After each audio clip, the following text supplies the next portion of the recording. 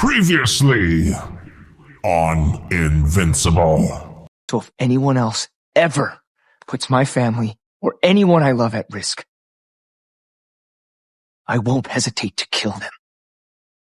Welcome back to my channel, and more importantly, welcome back to the world of Invincible. This is my breakdown of Invincible Season 4, Episode 1, where we watch Mark struggles with if eliminating his enemies is the best decision moving forward to prevent others from being harmed, and we also see that both the new and old Guardians working together. Let's break down each scene and discuss where things are headed, full spoilers ahead. We open with Mark out in the vastness of space as he's not fully healed, sporting some robot armor on his arm and leg, which is a physical reminder of the brutal beating that he took from Conquest. But even injured, he's still a force to be reckoned with, dispatching some unknown alien threat as we see the aftermath of this fight. One thing we've seen throughout the last season and throughout this episode, this isn't the same Mark of seasons 1 and 2, and he's now taken on the full responsibility of being Earth's protector, even if he's still unsure about what kind of hero he wants to be. Back on Earth, the GDA is working overtime.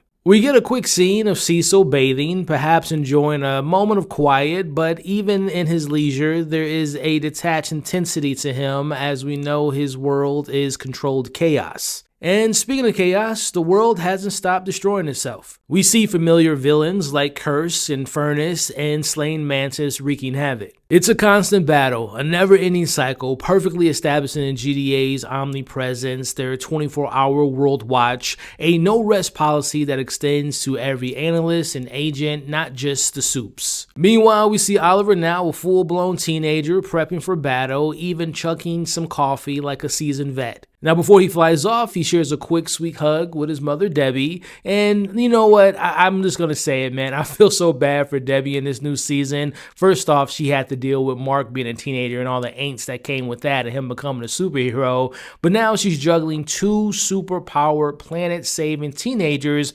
all by herself. But as we'll see later, that's not going to be for much longer. Now, going back to Oliver, we see early in this episode, he isn't just a sidekick anymore. He's an actual formidable hero in his own right, taking out villains with ease. Now, the action isn't just limited to Mark and Oliver. We see Adam Eve is officially back in action, starting with some light work with taking down some local jewel thieves. Now, within this opening montage, we see the brief return of Business Baby and Big Mildew. We also get a glimpse into Capes Inc. while they're meeting, and this is just a nice reminder that while we did lose a lot of heroes last season, that there is still a community of heroes, and they are vast and varied, and they're trying to regroup. Now we see that the city is still under construction, it's still rebuilding, still patching itself back up. Everyone is still grieving, still reeling from the sheer scale of the threats they faced. Now this opening sequence culminates into a giant monster leveling downtown. As we see the new Guardians arrive, ready to fight, but Invincible in his full Invincible glory handles it quickly. He saves the day, but the most impactful part is seeing the crowd. There's no cheering, no appreciation, just a silent, almost resentful gaze. The public's perception of Invincible has drastically shifted. After what happened with Omni-Man in Chicago in Season 1, and after the countless battles and collateral damage from Season 2 and 3, the weight of expectation on Mark is huge, and the faith in him is very fragile right now. To me, this 5-minute opening perfectly sets the tone for this season and this episode, and basically shows us that there's no time to rest. Even after back-to-back major events, the threat is never ending. The world needs protection 24/7. Now, after a long day of heroing, we see Mark headed home and he just looks exhausted. He's just hoping to get a nice shower and a nice little meal before going to bed. But before he can even refuel, we see duty calls. Being the Earth's protector right now just isn't a job for Mark. It's his entire existence, what it seems like in this opening sequence. It is a full-time, round-the-clock commitment with no breaks. Now, Mark hears that Oliver is home as well, and he wants Oliver to join him, but like most teenagers, Oliver isn't enthusiastic about being a hero like he used to be when he was younger. He just wants to stay home and play video games. Mark makes the point about this being a never-ending cycle because there's always at least one more villain out there, and this is where Debbie has to step in. Now, as Mark heads out to go fight some more crime, we see Debbie encourages him to take a night off to rest. But the weight of the world is too heavy for Mark to simply put it down. You don't see the way people look at me out there, so I don't get to be tired or take a night off.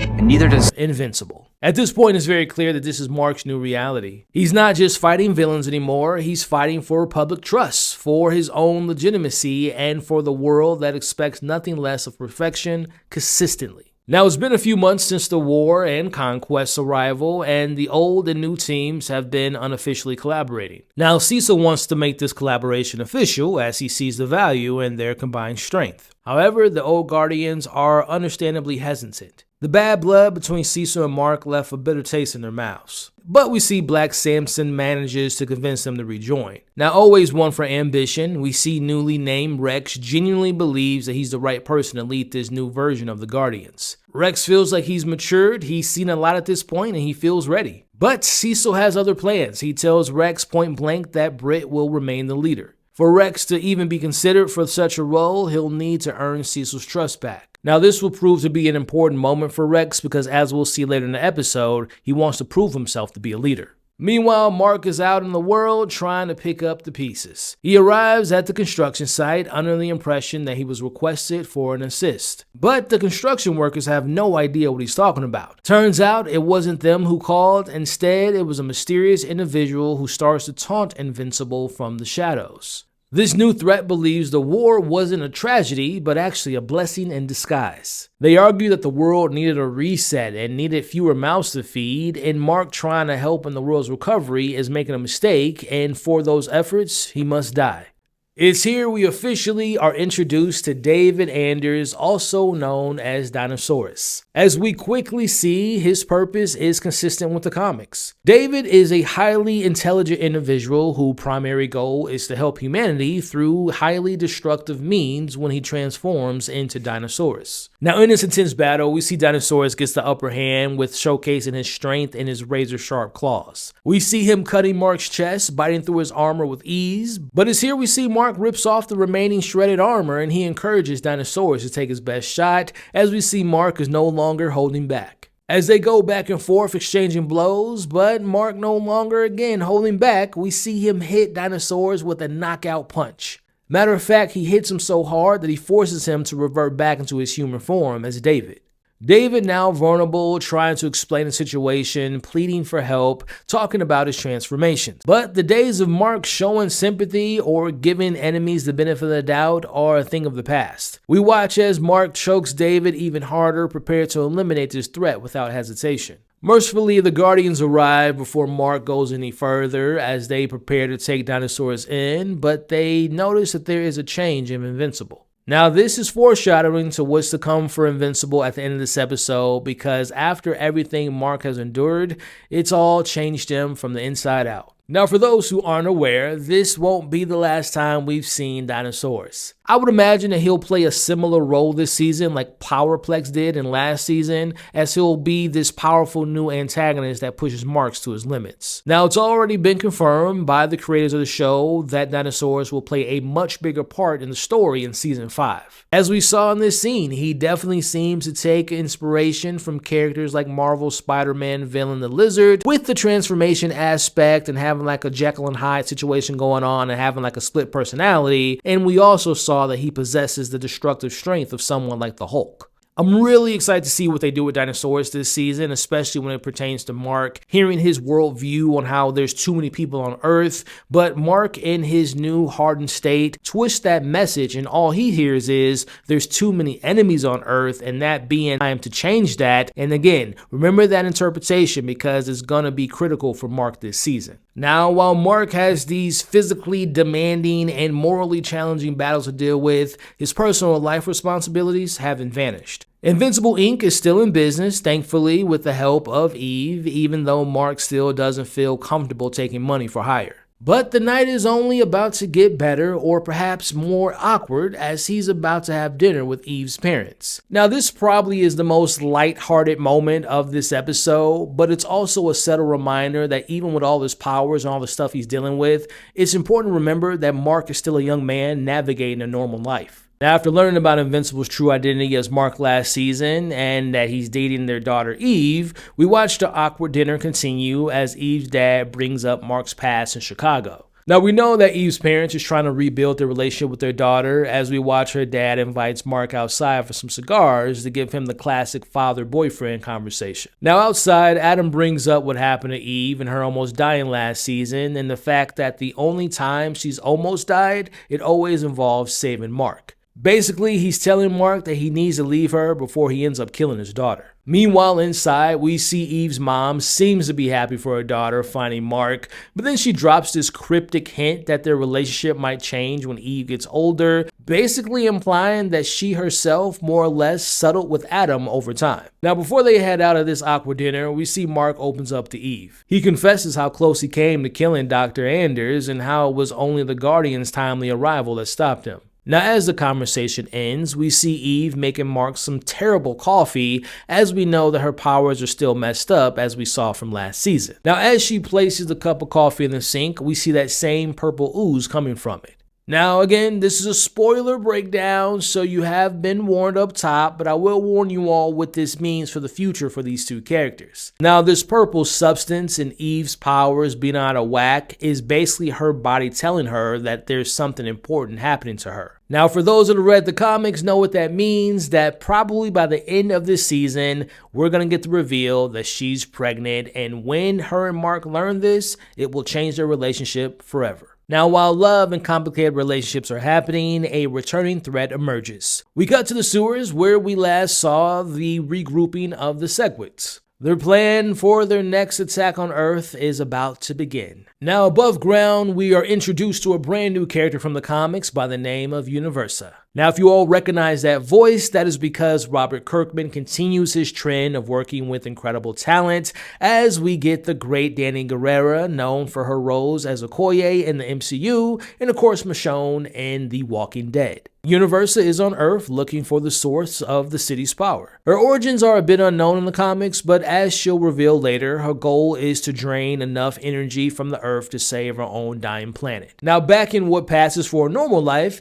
things are still going strong between Debbie and Paul. We see that he's sleeping over regularly now, and yes, they're engaging in adult activities, and Oliver makes it very known that he is aware of what they do at night. Now, later in the episode, Paul tells Debbie that he wants to move in together, and she agrees. Things are moving pretty fast for Debbie, and she's finding this new type of happiness after Nolan, which, by the way, will make a very interesting reunion, what we saw in the trailers, even more interesting because it's probably safe to assume that Paul will be moving in with Debbie and her kids, and again, when Nolan returns, that will be a very interesting scene. Now, Eve arrives and Invincible Inc. gets a hit about a new threat not in the database, and they're attacking the power plant. Meanwhile, Debbie takes Oliver to get his new suit, which has Omni-Man's old symbol on it. Now, seeing this triggers a memory for Debbie, recalling the day that Nolan first put the suit on. But now, with Oliver wearing it, it's not about Nolan's legacy of destruction. Instead, it's a new and more hopeful meaning behind it. But unfortunately, again, it's a 24/7 job, and this calm does not last long. While that is going on, the Segwigs make their attack just as Universa is draining the energy from the plant that powers half of the coast. While the Guardians take care of the squids, we see Mark and Eve arrive and the action immediately begins. Universa's staff proves to be very powerful and temporarily takes out Mark. Eve goes head-to-head with her, but her powers still compromise and begins acting up again. Now, Mark eventually gets back up into the fight, and he tries to contain Universa's powerful staff, but he gets knocked out once again. Now, things seem a little dire for the two, but luckily for him, Eve regains control of her powers for a very important moment, unleashing a powerful punch that knocks out Universa cold. Now, while that's happening, the squids are creating more mayhem. The Guardians are preparing for their second encounter with these alien parasites, and this time around, Cecil and the GDA have made advanced plans. They deploy an experimental dome around the infested area to prevent further attacks, and they're now equipped with the specialized weapons designed to reverse the Segwit's host attachment and also transport the people, the humans, to a safe and quarantine area. Now, despite their efforts, the Segwits are on the verge of breaking through the dome. Cecil, desperate, calls on Mark and Eve. He arrives at the power plant to see that Eve's powers are not working as he sends Mark there alone. He wants Mark to join the fight, and he promises him that there are no strings attached to assisting the Guardians. Now, during this fight, we see Rex decides to save humans underground against Brit's orders to remain focused on saving those above ground. Now, Rex barely gets out of this alive as he manages to save a few humans, and he ends up transporting himself out there before being attacked. Again, this is something to remember that Rex will probably try to prove himself throughout the season that he should be the leader of the Guardians. Now, meanwhile, back to the fight, we see the Guardians with the help of Invincible try to stop the main host. Now, we end this premiere episode with what's been building this whole time for Invincible. That being to make a tough decision to either wait for Bulletproof to give him the device to save the host, or just killing them to prevent further damage of spreading globally if it breaks through the dome. Now, the dome's integrity is down to 1%, and there looks to be not enough time to save the main host, so we watch Mark apologizes and ultimately punches them through the face, killing them. But I also know it still hurts. So come here. No, what do you, I don't. See?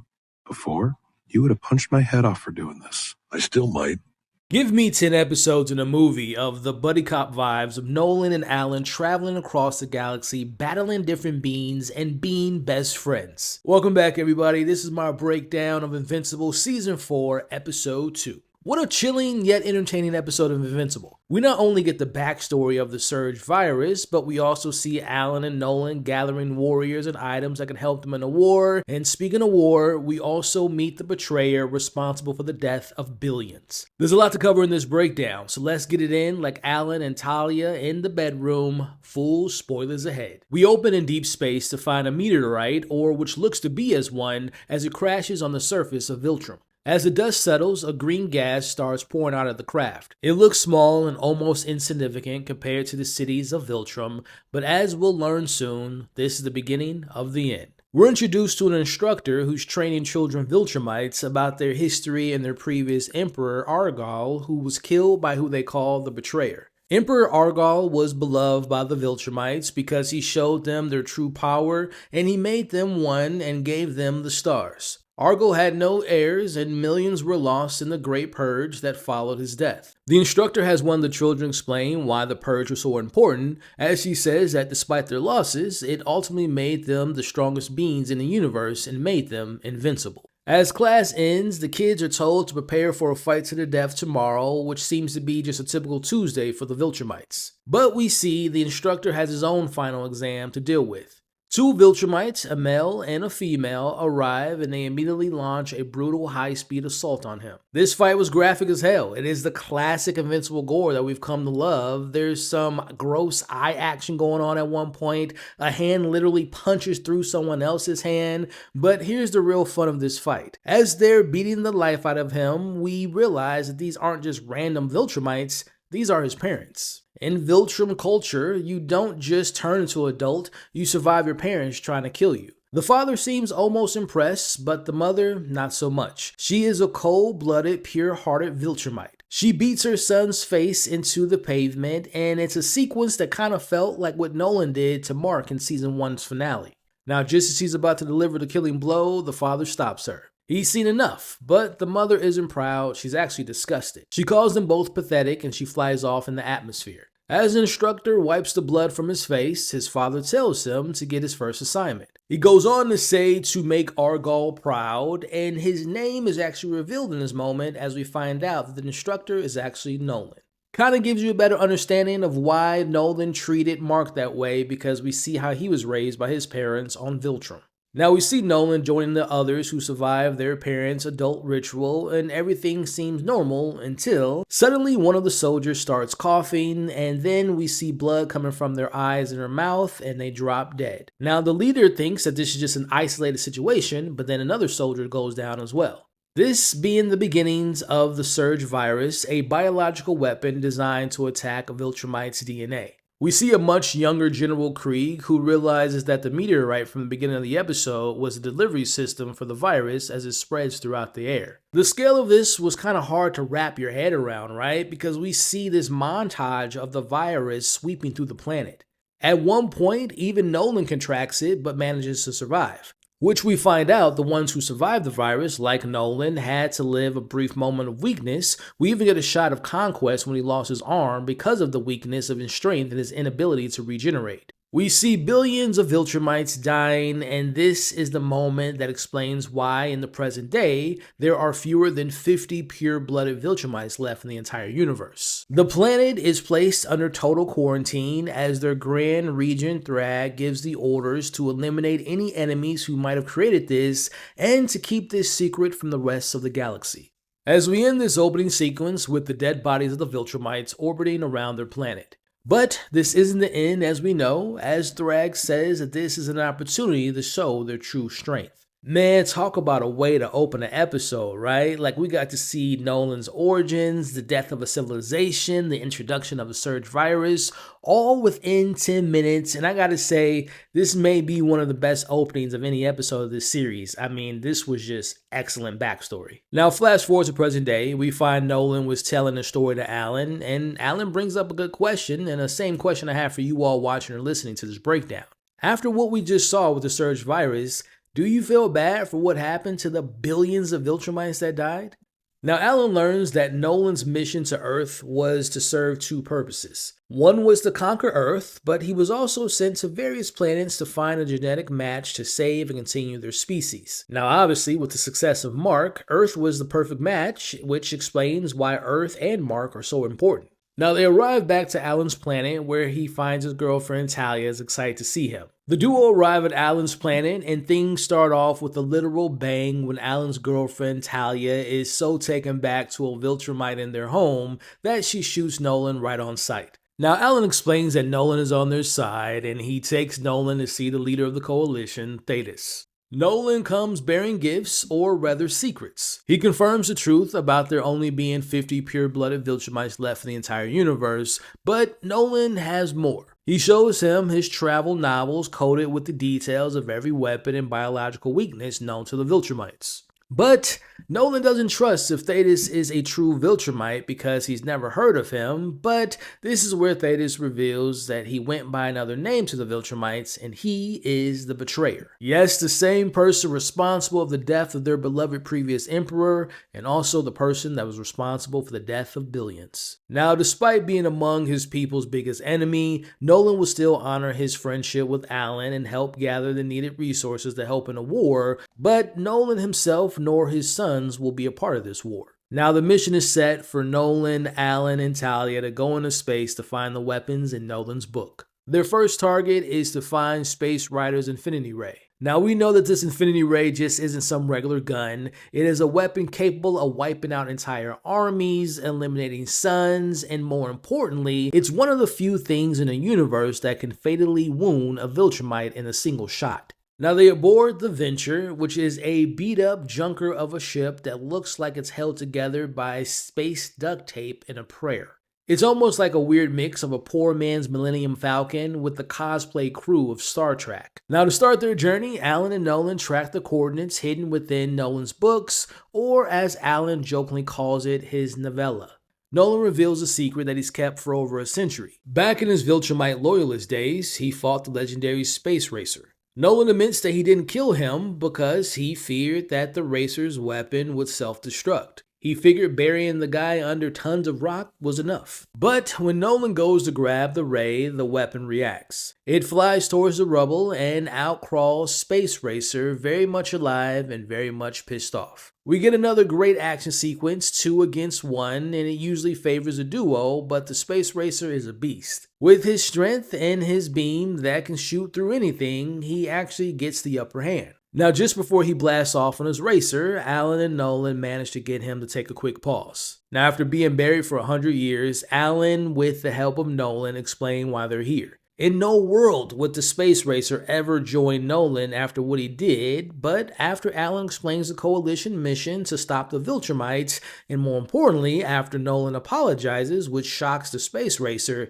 he considers their offer to join. The Space Racer flies off to meet with Thetis, who they're hoping will convince him to join their side in the war. Next up, a tiny, unassuming planet home of the Sinlac beetles. These little guys are the key to a major tactical advantage. Their shells contain a compound that can injure Viltrumites, as Alan gathers a few that will be weaponized into darts. I gotta say it now, I am absolutely obsessed with the Nolan and Alan dynamic in this episode. Their banter is just top tier. Watching them go from enemies to these close friends and seeing them gathering space bugs together is something I never knew I needed. Seriously, give me a spinoff of these two traveling the universe, fighting weird aliens, and arguing about Nolan's past mistakes. I would watch 10 seasons of that. But as I digress, this journey isn't all jokes and bugs as they hit a fork in the road that reminds us of Nolan's dark history. They visit a planet where the ecosystem is completely fried. Nolan moved their planet closer to the sun, killing any and all life on the planet.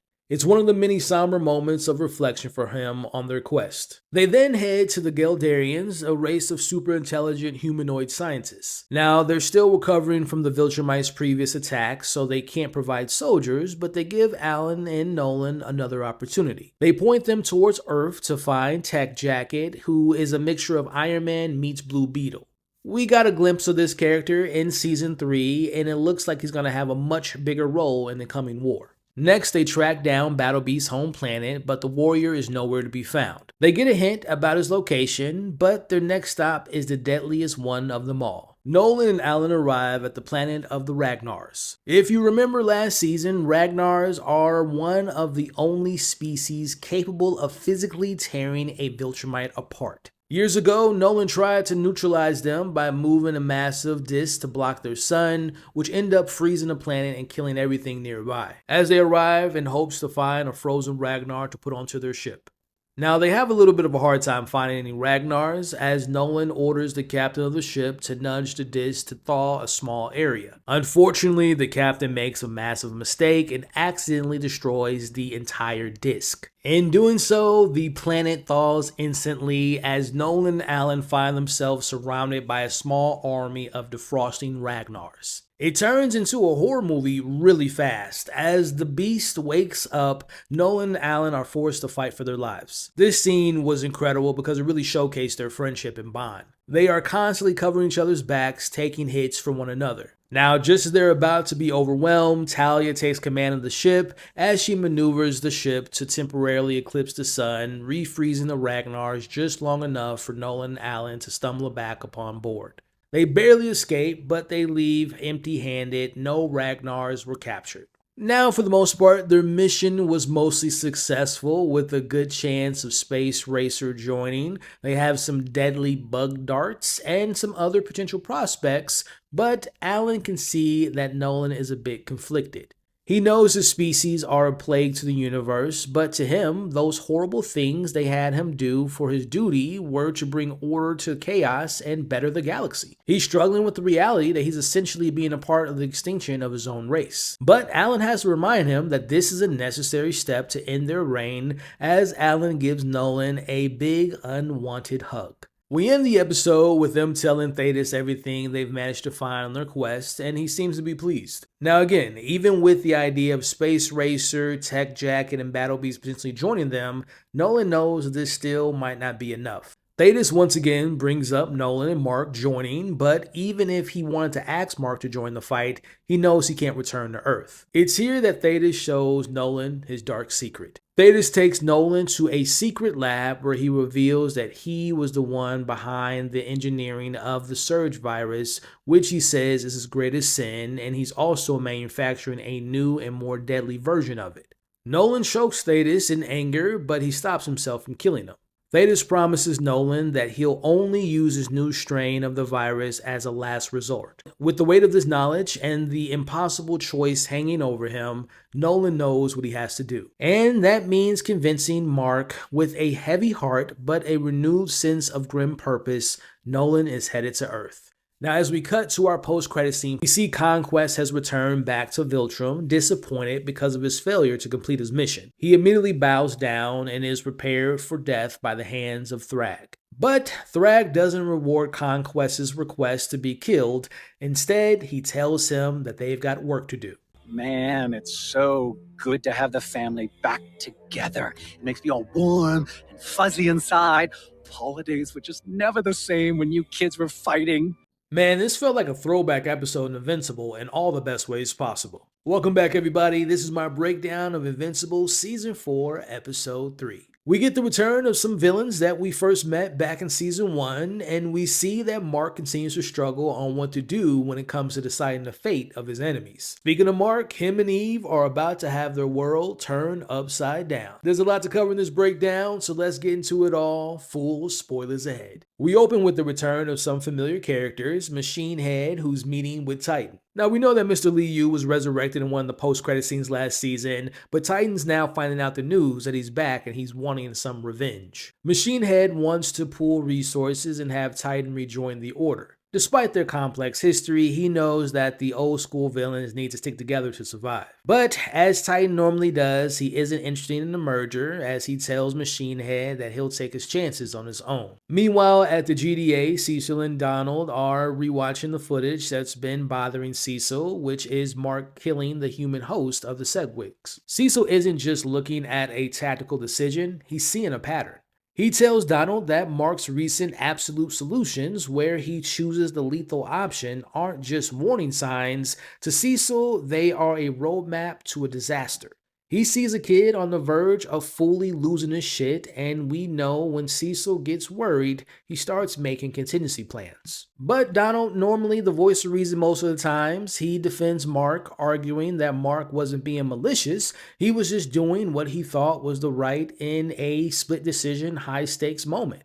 It's a classic debate that we've seen in these type of stories before, but it does relate to what's going on, and that being, does the ends justify the means? Now, Cecil doesn't care about the why, he only cares about the what if. Speaking of Cecil's contingency plans, we get a brief look at D.A. Sinclair. He's working overtime as he continues to perfect the reanimate. It's a reminder that while Cecil judged Mark for his morality, the GDA continues building its own army of monsters in their basement, but they've convinced themselves it's for the greater good. Now, back at the Guardians HQ, the team is split over Mark's decision as Brick confronts Rex about his lack of discipline in the field. Brick gives Rex an ultimatum. Either he fall in line and follow orders, or he'll just get kicked out of the team. Now, Rex surprisingly doesn't explode, get it? Yeah, it's a terrible joke, but we see that he does agree to fall in line.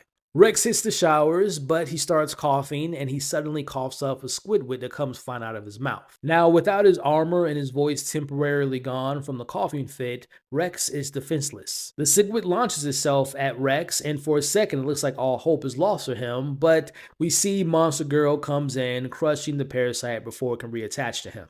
Rex admits they've been lucky so far, but their enemies keep coming back stronger. As Monster Girl sits next to him, these words that she speaks kind of permeates throughout this episode. Maybe Mark was right. If you kill them, they don't come back. They don't hide in your lungs or cause more chaos. It's a small shift in the team's perspective about what they should do with their enemies moving forward. Do you rely on luck, or do you make your own choices? Now, over at the Grayson's household, Mark is still spiraling as he's replaying the Squidward's death over and over in his head. You can see the physical toll that the stress is having on Mark as he tries to reach out to the one person who might understand, that being Eve, but he gets no answer because she's having her own issues to deal with. He leaves her a voicemail, just needing to hear her voice, but before he can even process his own thoughts, Donald shows up as Cecil wants to talk to him. Meanwhile, we find Eve in an open field trying to figure out why her powers aren't working. Now, one thing that is working is the relationship between Debbie and Paul. Paul shows her a house that he wants to buy together and live with the boys. He believes it's a great fresh start, a place for them and the boys to build a new life together. But for Debbie, it's not that simple. There's a lot of history in the old Grayson house, some of it being horrific moments for sure, but there's also a lot of beauty there. She's terrified of the change, and you can see the conflict in her eyes. Is moving on an act of healing, or is it just her running away? She tells him that she needs to think about it, which again, I see this inevitable confrontation between Debbie, Paul, and Nolan coming after what we saw in the end of episode 2, which is Nolan headed back to Earth. Now, from one family to the next, we see Titan is out with his own family, trying to enjoy some peace when his security is eliminated within seconds. We're talking heads and bodies being split in half with no time to warn Titan. The one doing this is a hitman named Magnetak. In the comics, he generates electromagnetic fields and is covered in titanium plates. He's durable, he's fast, and he's clearly sent here to send a message by Li Lu. Now, Titan manages to shield his own family just in time, but the fight is brutal. Magnetak uses every titanium plate in his arsenal to pin Titan down, but he makes one mistake, that being threatening Titan's family. Fueled by pure rage, Titan overpowers him. With a little assist from Isotope, Titan manages to beat Magnetak to death. Now, this victory doesn't come with all wins, as the message is loud and clear. Mr. Liu is out for blood, and he doesn't care who gets in the crosshairs. Now, back at the GDA headquarters, we get a fascinating conversation between Mark and Cecil. Cecil admits that in Mark's shoes, he would have made the same call regarding the recent kill. But Cecil is worried, and he shares that with Mark. He tells Mark that killing isn't in his DNA, despite him being the son of Nolan. He wants Mark to preserve somewhat of his purity as best as he can in his field of work. Cecil's logic is that he's the one that needs to make the dirty calls so that the heroes don't have to live with the guilt. But Mark isn't a kid needing to be protected from making tough decisions on his own anymore, as he argues that maybe he needs to be the person who makes the tough choices if that means saving lives in the long run, especially those closest to him. He's tired of being a Boy Scout while the world burns around him. Now, while this is happening, we see Donald is trying to warn D.A. Sinclair to hide his work. Obviously, Mark being in the building, and the last thing anyone needs is Mark seeing the Reaniman again and getting triggered by that trauma. Now, instead of listening, Sinclair takes this as an opportunity to make amends. He walks right into Cecil's office to apologize to Mark, but Mark immediately shuts him down. He tells Sinclair that he'll never want to listen to him and he never wants to see his face again. Now, we watch as Cecil tries to tiptoe around the fact why DA is still here and is basically saying that the Reanimen are a necessary evil because of their effectiveness. Again, Mark doesn't care. To him, the effectiveness doesn't erase the atrocities that DA Sinclair has committed. As Mark leaves, we see Cecil still hasn't told Mark that Conquest is back on the radar, which makes that a ticking time bomb just waiting to explode. Now, over with Eve, we see things are just falling apart quite literally. She finally breaks down and tells Mark that her powers have never been this bad before. But they are quickly reminded that the world doesn't pause just because they are struggling heroes, as Invincible Inc. hotline rings. But again, Mark and Eve mentally and physically are compromised. They aren't in shape to take a call. That brings in Oliver, who's more than eager to prove himself and offers to take the mission. We find out the call came from Titan, who finally has a lead on Mr. Liu's location. When Oliver shows up instead of Invincible, Titan is obviously skeptical. He wanted the heavy hitter, obviously, but Oliver, with that Viltrumite confidence, assures Titan that he is more than capable. As the saying goes, desperate times calls for desperate measures, as Titan doesn't have a choice but to trust the kid. Now, back at the Guardians headquarters, Eve and Rex are looking into why her powers aren't working. Now, he can't find anything physically wrong with her, but just as he begins to really look into his research, in comes an alert from an old Season 1 villain making their return for the 4th attempt to invade Earth, and it is the Flaxans. Now, they begin their invasion by taking humans as prisoners for the very first time, as the Guardians head to the front line and try to find a weakness in the Flaxans' defense, as Invincible arrives to help. Now, despite the Guardians not being in agreement with him, they do have to team up, as Britt, who's basically the Captain America type of leader in the situation, makes their plan pretty simple. Find their emitter, save all the civilians, and watch the Flaxans get old and die.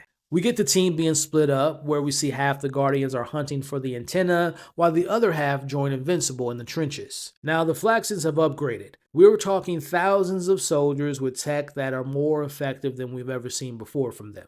Meanwhile, while that's happening, we see Oliver, like Invincible back in the day, goes along with whatever Titan has planned without fully knowing what he's getting into. Again, it's exactly what Mark did back in the day in Season 1, as Oliver being young and eager to prove himself as he flies Titan to the hideout that belongs to Liu. Now, they arrive at Liu's hideout, and within minutes, even though he's not full health, he unleashes the dragon.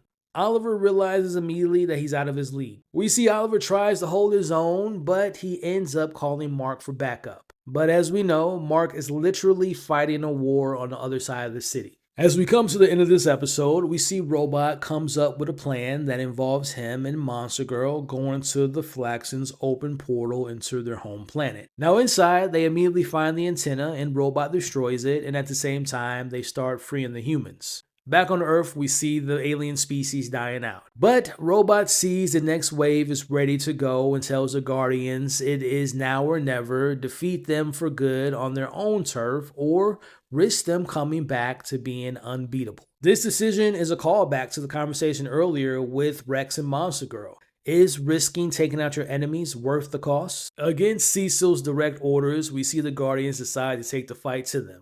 But just as they charge the portal, a dying soldier gets one last shot off, destroying the portal's main gate. Which means Robot and Amanda are stranded on this alien planet. This is a huge deal for anyone who knows where the story goes, and again, this is a reflection on a decision that Rex and Monster Girl made, which is trying to take out their enemies by any means necessary, but now they find themselves trapped on another planet.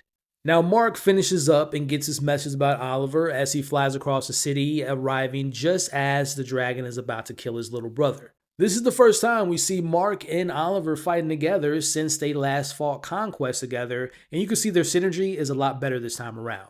They end up driving the dragon back, and Lee manages to slip away. But then Mark sees Titan. He realizes Titan was the one who dragged his little brother into all of this. And as it's been building up this whole episode, we see Mark snaps. We see that Viltrumite rage bubbling over, and it's actually Oliver who has to jump in to stop Mark from going too far. We're watching Mark getting closer and closer to the edge where he might not be able to hold back any longer. Back home, we see Debbie patching up Oliver while Mark and Eve talk about losing Amanda and Rex, but we see Mark is optimistic that they'll find a way in finding them again.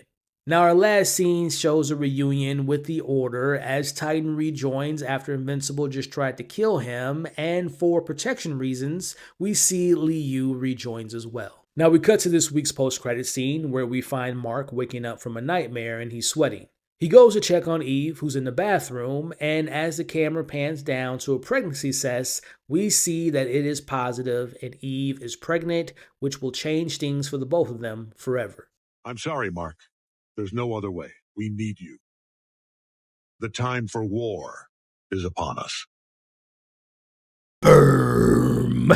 Sorry, guys. That was a terrible impersonation of Damien Darkblood himself, and this will be the first and last time I do that for this review. Which, speaking of the first time, in the show's history, we have an entire episode that is completely an original story that isn't in the comics, but the question is, was it good or was it bad? Welcome back to my channel, everyone. We are here to break down Invincible Season 4, Episode 4. In this episode, we see Mark facing his demons both internally and externally while helping Damien Darkblood and Satan fight off a very powerful evil. This was one hell of an episode, pun intended, so let's break it down, full spoilers ahead. We open at Art's tailor shop, and to his surprise, Mark's already there, but he's not looking for a new suit upgrade, he's actually looking to release his guilt. He tells Art that he's made a terrible, irredeemable mistake by killing Russ and saving the world. Mark also tells him what happened with David and Titan and having the overwhelming feeling of killing them in order to stopping them from hurting anyone else. He talks about the look that Oliver had in his eyes when he saw Mark beating Titan, and he convinced himself that he's officially morphed into his father, Omni-Man. But Art reminds him that the very fact that he's here, drowning in his guilt and remorse,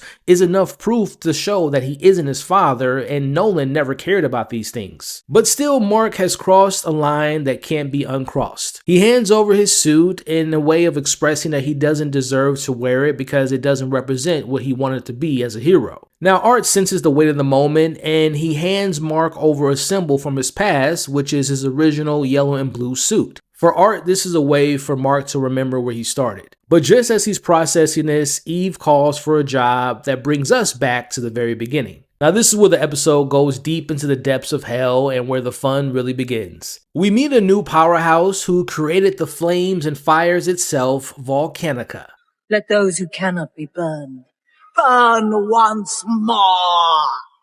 My smoldering talons will savor the fleeting relief your blood will bring. She's gunning for the Infernal Throne, and she is being met with resistance from Damien and his clan Darkblood, including his powerful warrior sister. I know a lot of people crap on the animation of the show, which to each their own, but I found the animation in this episode to be a lot of fun while we were in hell. Seeing the contrast of the use of shadows in the battle with the clan going against Volcanica and her using her control powers over the volcanic monsters, it just really felt lively, and I just really liked her design overall as well. Also, the fight choreography was pretty good, and especially seeing Volcanica using her fire and her speed. Now, the Darkblood clan surround her, thinking that they've bested her by cutting her to shreds, but she regenerates and she gets the upper hand, and as she does that, she dismantles them, leaving Damien and his sister the only ones last standing. They both charge at Volcanica, but unfortunately, Damien's sister is killed in a very gruesome way.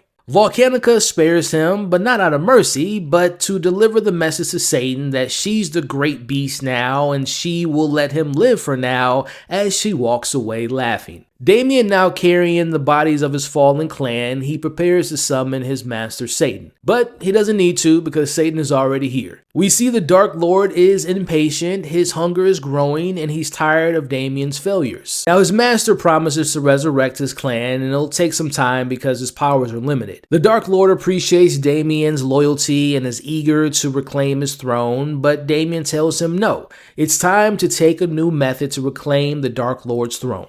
Damien, desperate and grieving, makes a pretty wild choice. He still has the samples of blood from the Guardian's crime scene as he conjures a portal to summon Nolan for help. But the spell doesn't quite work out as he expected, and instead of the father, the portal spits out Mark, now in the Underrealm, better known to humans as Hell. Now, since this is an original story for the show and not the comics, we continue with another original story back on Earth. Before Mark was yanked into Hell, he was helping take down the undead Egyptian Kalhor, who was also created for the show. Now, as we know, Kalhor is looking for a vessel and he only wants a male host, but since that hasn't worked out for him, he finally decides to settle on the female explorer who was investigating the tomb. Now, he possesses her body and emerges into the world, and leaving us, the audience, to wondering when he's going to pop up again. It's probably going to be random, as it always is. I really do look forward to these little future pop-up cameos for comedic relief. Now, back in Hell, Mark is introduced to Satan and he immediately attacks him because, well, it's Satan. He learns that he's not here to take out the Dark Lord, who actually enjoyed being choked,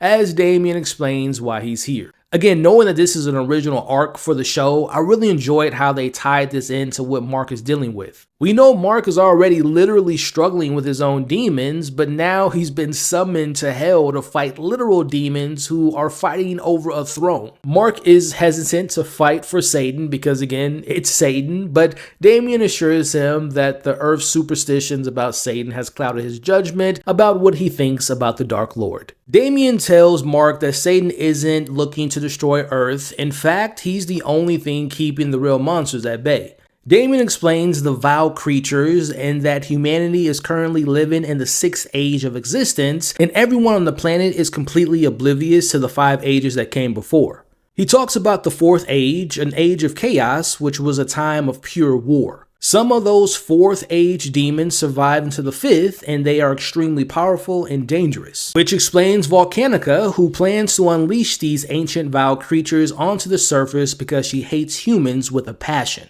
Now, Mark still isn't obviously in a great headspace, and he's doubting if he's even the right person for the job. But with the promise that Damien will return him to Earth once it's over, Mark agrees to help Satan regain his full strength. Now, to do this, they'll need a crown. Now, to retrieve Satan's crown, they must go very deep into a pit where a creature with great power awaits. Their descent into the pit gives us a moment of some great character beats and some awkward comedy. Mark and Damien talk about everything from Damien's incredibly inconvenient but cool looking armor to the very existence of heaven. If world ever brought truly to sight of good, no need for balance. Make earth heaven instead of imaginary one. They finally make it to the bottom, and standing between them and the crown is a massive 3-headed beast, and Mark thinks he can take them on by himself. He tosses Damien to safety while he handles the creatures, but Mark underestimates the distance to go back up. Now, he doesn't throw Damien high enough, as we get to see Damien terrified as he's falling back down, screaming for Mark to catch him. Now, Mark catches him just in time, and luckily he also snagged the crown in the process. The Dark Lord now has his crown and transforms back into his full powered form as this gigantic force of demonic glory, and he's more than happy to be back. Yeah, baby! I'm looking mean. Woo! I'm looking hot. I'm back! For those that don't know, Bruce Campbell voices the character Satan, and I just love this scene because it was just so funny with the heavy metal guitar playing in the background and him growing and all the crazy stuff he was saying. It was just an awesome scene to me. We see Mark and Damien talking about good and evil and the responsibilities that burden Mark about saving lives and ending them, as Damien asks for his help in the battle to prevent the vile creatures to come into Earth. Need help one more time. Defeat Volcanica. Free demons. Stop Vile. Please. Clan Darkblood is resurrected by Satan to join the fight, but Damien's sister hasn't fully recovered from her stomach being filled with demonic fire. She gives her brothers some words of encouragement and gives him with their family's most powerful weapon to help tip the scales. It's time for war in this evil versus more evil as they head into the fight. We see Mark clears a path through the waves of the volcanic monsters so Damien and the Darkblood clan can push forward, allowing Satan to reach Volcanica. But it's here we see that again, Volcanica is a beast. She plays with them at first, letting them think that they have a chance before revealing that she's been steps ahead this whole time. She reveals to them that she wanted Damien to resurrect his clan, but more importantly, she wanted him to bring Satan to her so she can finish him. Satan and Damien are beaten, and it looks like Earth is hers for the taking. Volcanica starts her villain monologue about killing millions and basking in her glory as Mark has to make a decision on how far he's willing to go to stop her. While she was mid-sentence, we see Mark flies in and lands a punch that knocks off her head. But remembering she's a 4th age demon, she regenerates.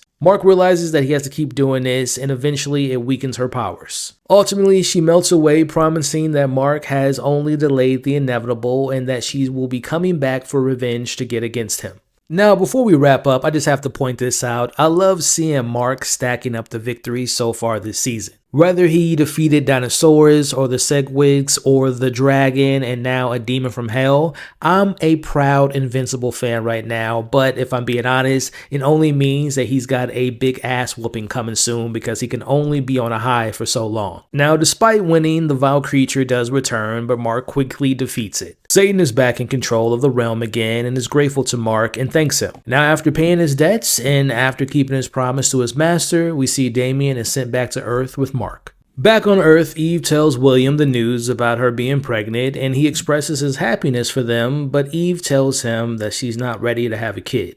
She eventually wanted to have kids, but this came as a surprise despite her and Mark using protection, and she hasn't even told Mark yet, which we see William encouraging her to tell him as soon as possible. We end this week's episode with Mark back in his original suit, flying in the air, and he's feeling a bit like himself again. At home, we see Debbie tells the boys about buying a new house with Paul, and they're selling their old house as Mark puts his doubts and his personal feelings aside and congratulates his mom. Now Eve arrives and Mark catches her up with the news about moving out and of course going to hell. He acknowledges not being okay, but he tells her that he's getting there. Now as a superhero, there's no good time for this type of news as Eve is about to tell him she's pregnant, but in the sky he sees Nolan and Alan. Nolan apologizes to his son and he tells him they need him because it's time for war.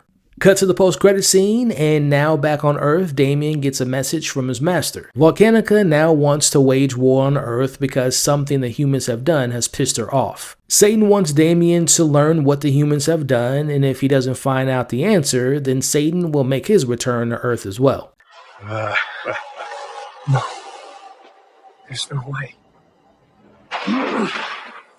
This is what happens when you don't finish what you started, boy. Round 2. Fight! So apparently I was the only person who thought last week's episode was fun because it was rated the lowest episode of the entire series. But I have a good guess that the last 15-20 minutes of this episode has made everyone forget about that episode because the war has officially begun. Welcome back everybody, this is my breakdown of Invincible Season 4, Episode 5, aka Round 2. We watch as Nolan tries to apologize to those he hurt the most, including the woman he was married to for 20 years that he once called a pet. Meanwhile, Alan recruits the universe's version of Blue Beetle, and finally, ladies and gentlemen, we get round 2 of Mark vs. Conquest. We've got so much to discuss, so let's break it all down, full spoilers ahead. We open this episode with a little moment of levity, which is much needed after what happens towards the end. We watch as Alan is showing Eve his one-eyed pet, as Eve asks Alan if Nolan has truly changed. It's a valid question considering the last time she saw Nolan, he was destroying half Chicago and almost killed his own son. Now in the sky, we see the conversation between father and son as Mark learns the truth about Nolan's first mission to Earth. We see Nolan has a genuine sense of urgency here as he explains to Mark why he is critical in this impending war against the Viltrumites. As we know, there's no time to get hung up on the past, it's now all about survival. Nolan admits his past mistakes, stating that his actions were wrong, and he promises Mark that he will spend the rest of his life trying to make up for the damages he's caused. Being on Earth, defending it alongside with his son is the starting point, his first step towards his continued redemption. Really with no other choice and seeing the gravity of the situation, Mark agrees to join the fight. With the future of the universe hanging in the balance, the recruitment process continues as Alan is tasked with a mission to search for Tech Jacket, who will undoubtedly be needed for this coming war. But speaking of war, for Nolan, his mission is far more personal, far more terrifying than battling any empire as he wants to talk to Debbie. Before we break down this scene, I just gotta say it now, I really appreciate the show giving us this moment between Debbie and Nolan as this man who can destroy planets within seconds, but now we see him trembling at the front door of his old house. The fear, the nervousness is all on his face and he can't even muster up the courage to ring the doorbell as he is starting to walk away consumed with his guilt, but then the door opens and it's Debbie. As she doesn't speak a word, she just leaves the door open, a silent invitation. Inside, Debbie remains silent, letting Nolan suffer through the silence, forcing him to confront everything. Now he tries to explain about how their life was built together and having Mark and how he always knew in the back of his mind that he had a duty to his people and the mission should have been easy, but it wasn't. Nolan admits that in his almost 1,000 years of existence, the 20 years he spent with Debbie made him realize that he wasn't a Viltrumite anymore. He was slowly but surely becoming more like a human. He apologizes not just for the big things like killing the Guardians and the devastation of Chicago, but for what he did to her and Mark and even Oliver. It's a raw and unfiltered admission of his guilt, but Debbie, she's heard enough. She can't help but to let out a little laugh as he talks about repairing his damages, as she repeats that not even his superpowers can fix the misery he's caused and the countless deaths. She asks him what he wants and what right does he have to be here, and she's completely justified in her actions. She even tells him to go F himself. Oliver's mom is brought up in a conversation and he tells her that he never loved Oliver's mom, he only loved Debbie and he misses her. And in a moment of kind of vulnerability, Debbie says that she misses him, the man she once loved, the man that he killed. But in a moment of anger and frustration, we see Debbie starts hitting him, and as she's hitting him, she accidentally kind of hurts herself in the process. Debbie even brings up the fact that he once called her a pet, which we remember from season 1 and one of the coldest, most depressing, craziest lines of this show, as her final words to him cut straight to his core. If I was supposed to change you, I failed. You're not one of us. You're not human. You're barely a bad photocopy. You got to say what you wanted to say. Now get the f from my house and never come back. As he does leave and she drives off and we're left now sitting in a silence. Again, we got a lot to talk about towards the end, some great action, some great character moments, but this scene right here really stood out to me. It was devastating to watch Debbie, and it was also very powerful at the same time. Now, we've seen the remorseful side of Nolan these past couple seasons, but again, Debbie, in my opinion, was 100 correct in her response towards Nolan. She held her ground, she let her voice out, she let her pain out, she refused to let him and his desperate plea for forgiveness negate all of the damages that he's caused not only for their family, but for all the families he's affected, especially with the ones off planet and on planet. Again, to me, I just found this scene to be a really raw, honest portrayal of trauma and betrayal, and again, I appreciate how the show took this time to give us this important scene. Let me know what you all thought of this scene in the comments below. Did you feel bad for Nolan? Do you agree how Debbie treated the situation? Let's talk about it. Now we cut to the next morning where we find the Walking Dread wreaking havoc as Tech Jacket arrives to take him down. Now in the middle of this fight, we see Tech Jacket saves a civilian who calls her a man, but we see Tech Jacket removes their helmet to reveal themselves as a woman by the name of Zoe, which is actually a change from the comics from Zach Thompson.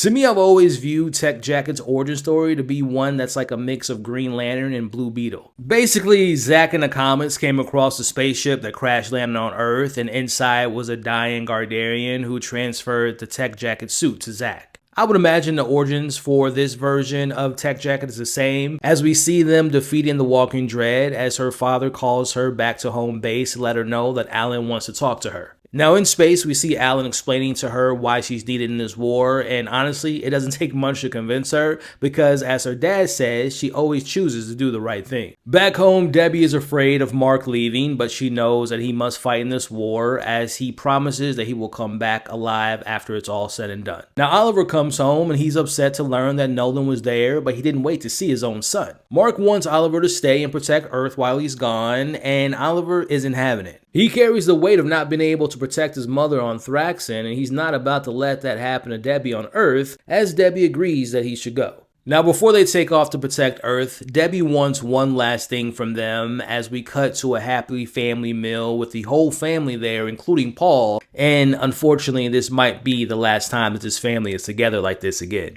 Meanwhile, looking for a pick-me-up from an old friend, we see Nolan pays Art a visit to talk over some beers like old times. Nolan asks about Paul, and Art tells him the truth that he isn't a powerful alien, but he's a good guy who takes care of Debbie and the kids. Nolan admits that he's happy that she's found someone, as Art calls it a night because he's got a busy day ahead of him. Now before leaving, we see Nolan apologizing to Art, and he hopes that when he returns that Art can maybe make him a suit, but unfortunately, Art tells him the truth that he only dresses heroes. As Nolan flies off, you can see the relief in Art's face. He was genuinely terrified that Nolan was about to take him out. Again, I kind of feel bad for Nolan because we've seen the work he put in at the end of season 2 and obviously in season 3 and so far this season. But besides Mark, who saw him back in season 2, everyone else that last saw him, minus Oliver because he was a baby, but Art and Debbie, he was killing people. He was murdering people. He almost killed his own son. So again, very similar to Debbie's reaction towards Nolan. I kind of feel like Art did the same thing. Like, dude, I can't trust you.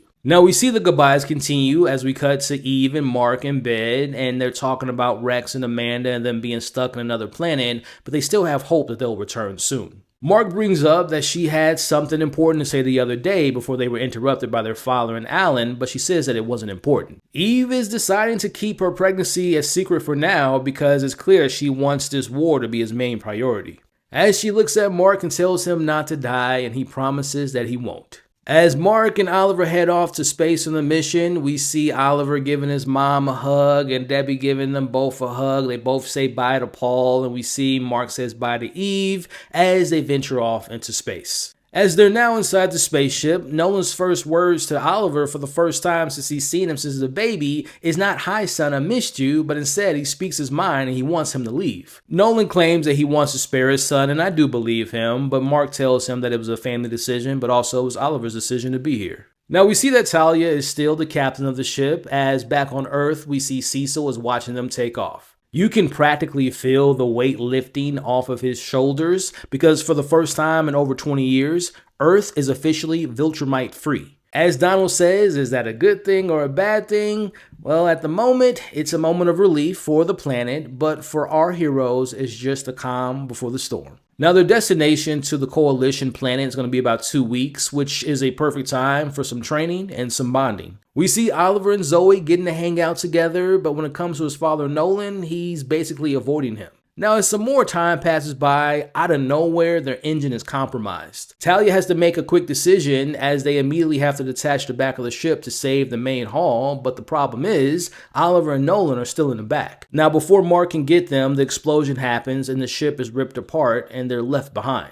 Now, Mark does find Oliver floating in space alive in the debris, but the relief is short-lived because the real trouble has arrived. We see 3 Viltrumites are waiting for them, as this is Lucan, who we haven't seen since Season 2's finale. We have a new Viltrumite, a powerhouse by the name of Bernard. And ladies and gentlemen, we have the one and only return of Conquest. Mark is shocked to see that he's still alive, as Conquest looks at Mark in the eyes and tells him that he should have finished the job when he had the chance. The fight breaks out immediately as Oliver tells him that they've killed him before and they'll do it again. Now Alan is dealing with one Viltrumite with the help of Tech Jacket. Meanwhile, Oliver, I love Oliver so much, he flies head on to Conquest and gets smacked upside the head like he did in Season 3, as we see Conquest remembers Oliver and he grabs him by the head and he's about to pop his head like a balloon like he almost did last season, but luckily Nolan flies in with a massive punch. And oh my goodness, ladies and gentlemen, my heart stopped because I was so excited for this moment. It's really brief and I wish it was longer. That's the only issue I have with this scene. I wish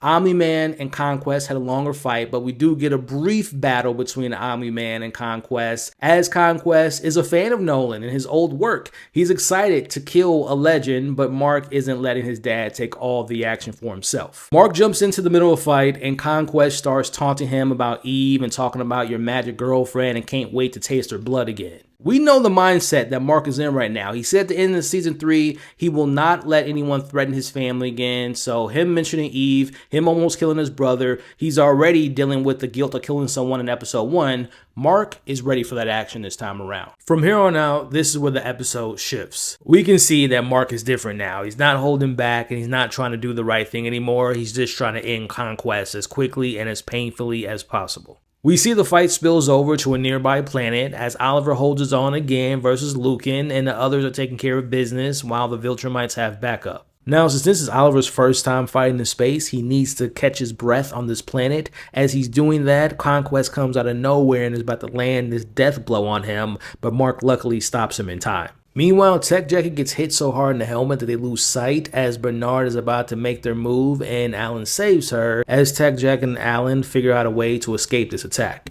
Now, back to the main fight, we see Mark choking Conquest with all of his strength. Despite taking massive blows to the body, Mark doesn't remove his hands from his neck and we can see Conquest's eyes getting blood red. In this scene, I was in love with the animation because it felt like the animation from the Season 3 finale. As we watch Conquest fighting for his literal life, he's desperately trying to get Mark off of him, but nothing is working as we've never seen Mark this locked in before. Conquest tries grabbing Mark's face, but Mark bites off his finger. As we can see, Conquest's face is now turning purple and his eyes are filled with blood at this point, as Mark is literally choking the hell out of him. Nearing death, Conquest pulls a classic Viltrumite move by slicing his hand through Mark's stomach, but Mark still chokes him as we see his insides are now being ripped out of him. This has to be the craziest and most determined we've ever seen Mark before. The man's guts is literally hanging out, but he still is choking Conquest. The brutality does not stop here as Conquest slowly starts ripping out Mark's guts, but eventually he stops because Mark chokes the life out of him.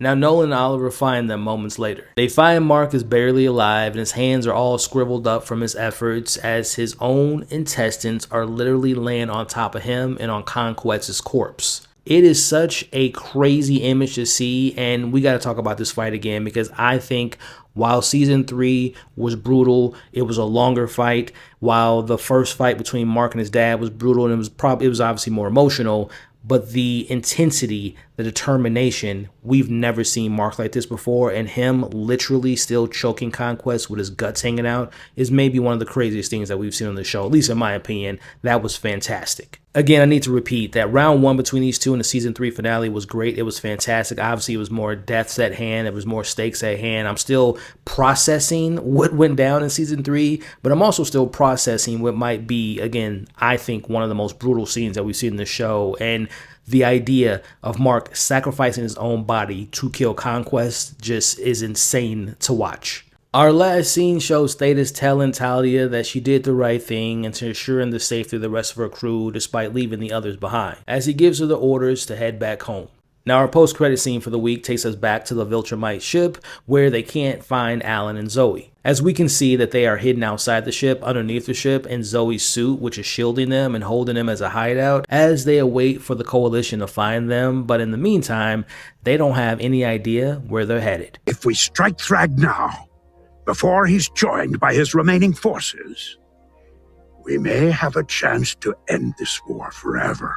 After witnessing the most intense and violent and brutal battle of the show thus far, we see the aftermath and the war has officially begun. Welcome back, everybody. This is my breakdown of Invincible Season 4, Episode 6. There are a lot of battles going on in this episode. We have the Coalition battling to liberate planets from the Viltrumites. We have Mark battling to recover from his injuries, and we have Nolan battling with a teenager and trying to be a father to Oliver. We also have an action-packed ending that shows us just how powerful Thetis is, and this week's post-credit scene may be completely adding something brand new to the story by teasing the possible return of Conquest. We've got a lot to discuss in this episode, so let's break it all down, full spoilers ahead. We open this episode with Thetis speaking with the other leaders of the Coalition as they lay out their plan. He argues that the Coalition has never been more united, riding the wave of discovering the Viltrumites' critical weaknesses. For the first time, their oppressors aren't invincible, they're vulnerable. Thetis is ready to capitalize, pushing for an all-out offense and to strike now while the iron is hot. Meanwhile, Thrag is thinking the exact opposite. He sees this defiance as an insult and a betrayal.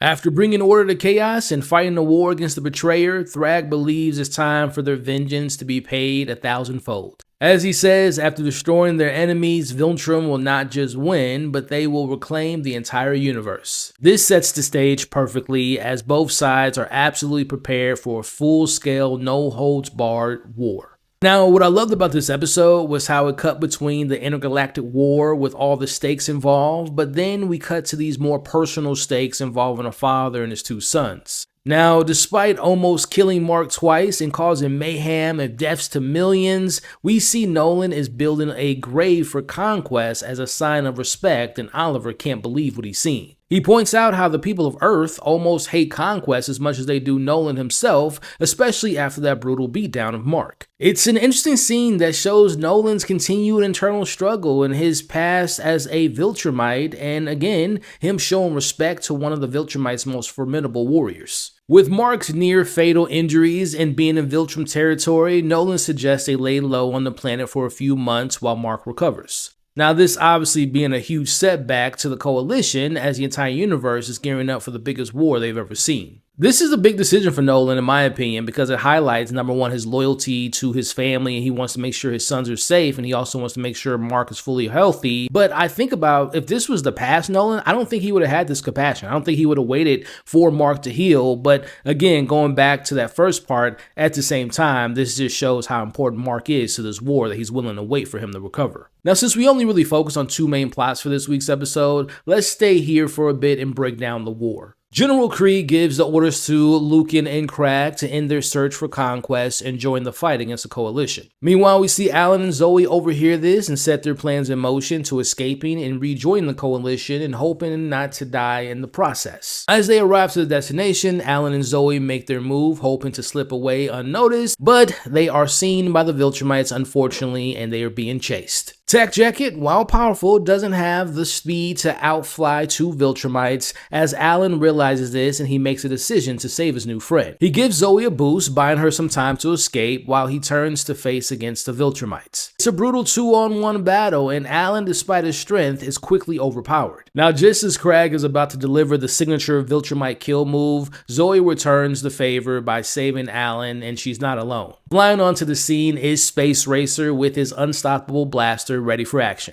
Space Racer not only blasts Crag and kills him with a single shot, but he also destroys their ship in the process. Lucan, seeing his comrade killed and also their ship being destroyed, he wisely decides to cut his losses short and flies away as Alan, Zoe, and Space Racer fly straight into the heart of the ongoing cosmic war. We see the trio makes it back to the Coalition's home planet, where Talia is happy to see that Alan is alive. Now, Alan is told that he has a guest waiting for him who's been waiting for days, eagerly awaiting for battle, and it is the one and only Battle Beast. Oh, how glorious it is to see him back. Battle Beast is one of my favorite characters in this entire story, and he is ready for war and ready to face some worthy opponents. Now, the Coalition have been fighting hard, and they've actually managed to liberate some planets, but it comes with a huge cost. Many lives have been lost, and their morale has taken a bit of a hit as well. But with these new powerful reinforcements of Alan, Tech Jacket, Space Racer, and in particularly Battle Beast, the tide of the war is about to shift dramatically. We get this really awesome montage of them liberating more and more planets as Battle Beast gets exactly what he wanted, and that is glorious bloody war. He kills and finally gets to unleash his fury against a worthy Viltrumite opponent as we see Tack Jacket and Alan continue to work together, and they're slowly becoming a formidable duo on their own. And of course, Space Racer, he is a one-man wrecking crew as his blaster rips through another Viltrumite ship like it was made out of paper. We see the balance of the powers undoubtedly again shifting in the Coalition's favor.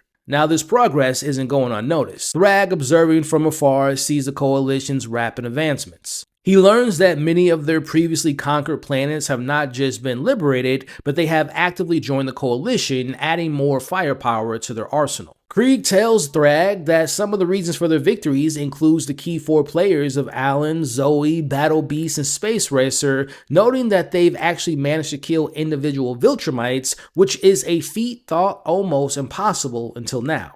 Now, Thrag believes it is time to use his ace in the hole. He wants to attack the Coalition's home planet despite its advanced defenses. Now, while the war is going on, let's talk more about the personal battle amongst this complex family of a father and his 2 sons. Weeks have gone by as they remain on this planet as we see Nolan fighting and killing a creature for food in front of an unimpressed Oliver as he assures that they need to be fed, and particularly they need to feed Mark. Knowing they have to still be prepared for war, Nolan takes this opportunity to actually train Oliver. We see that Oliver is fighting with anger and not necessarily with skill, and that's because he tells Nolan that he overheard what he said about not loving his real mom and how their relationship was a mistake, which makes Oliver question if he was a mistake as well. Oliver tells Nolan that all he wanted to be growing up was his father, but he realized that Nolan has never actually cared about him. Nolan admits that he's trying to be a better dad and father figure, but it's proven to be harder than he thought. It's clear that the weight of Nolan's past mistakes and of course his Viltrumite upbringing and this genuine desire to change is all crashing down on him at once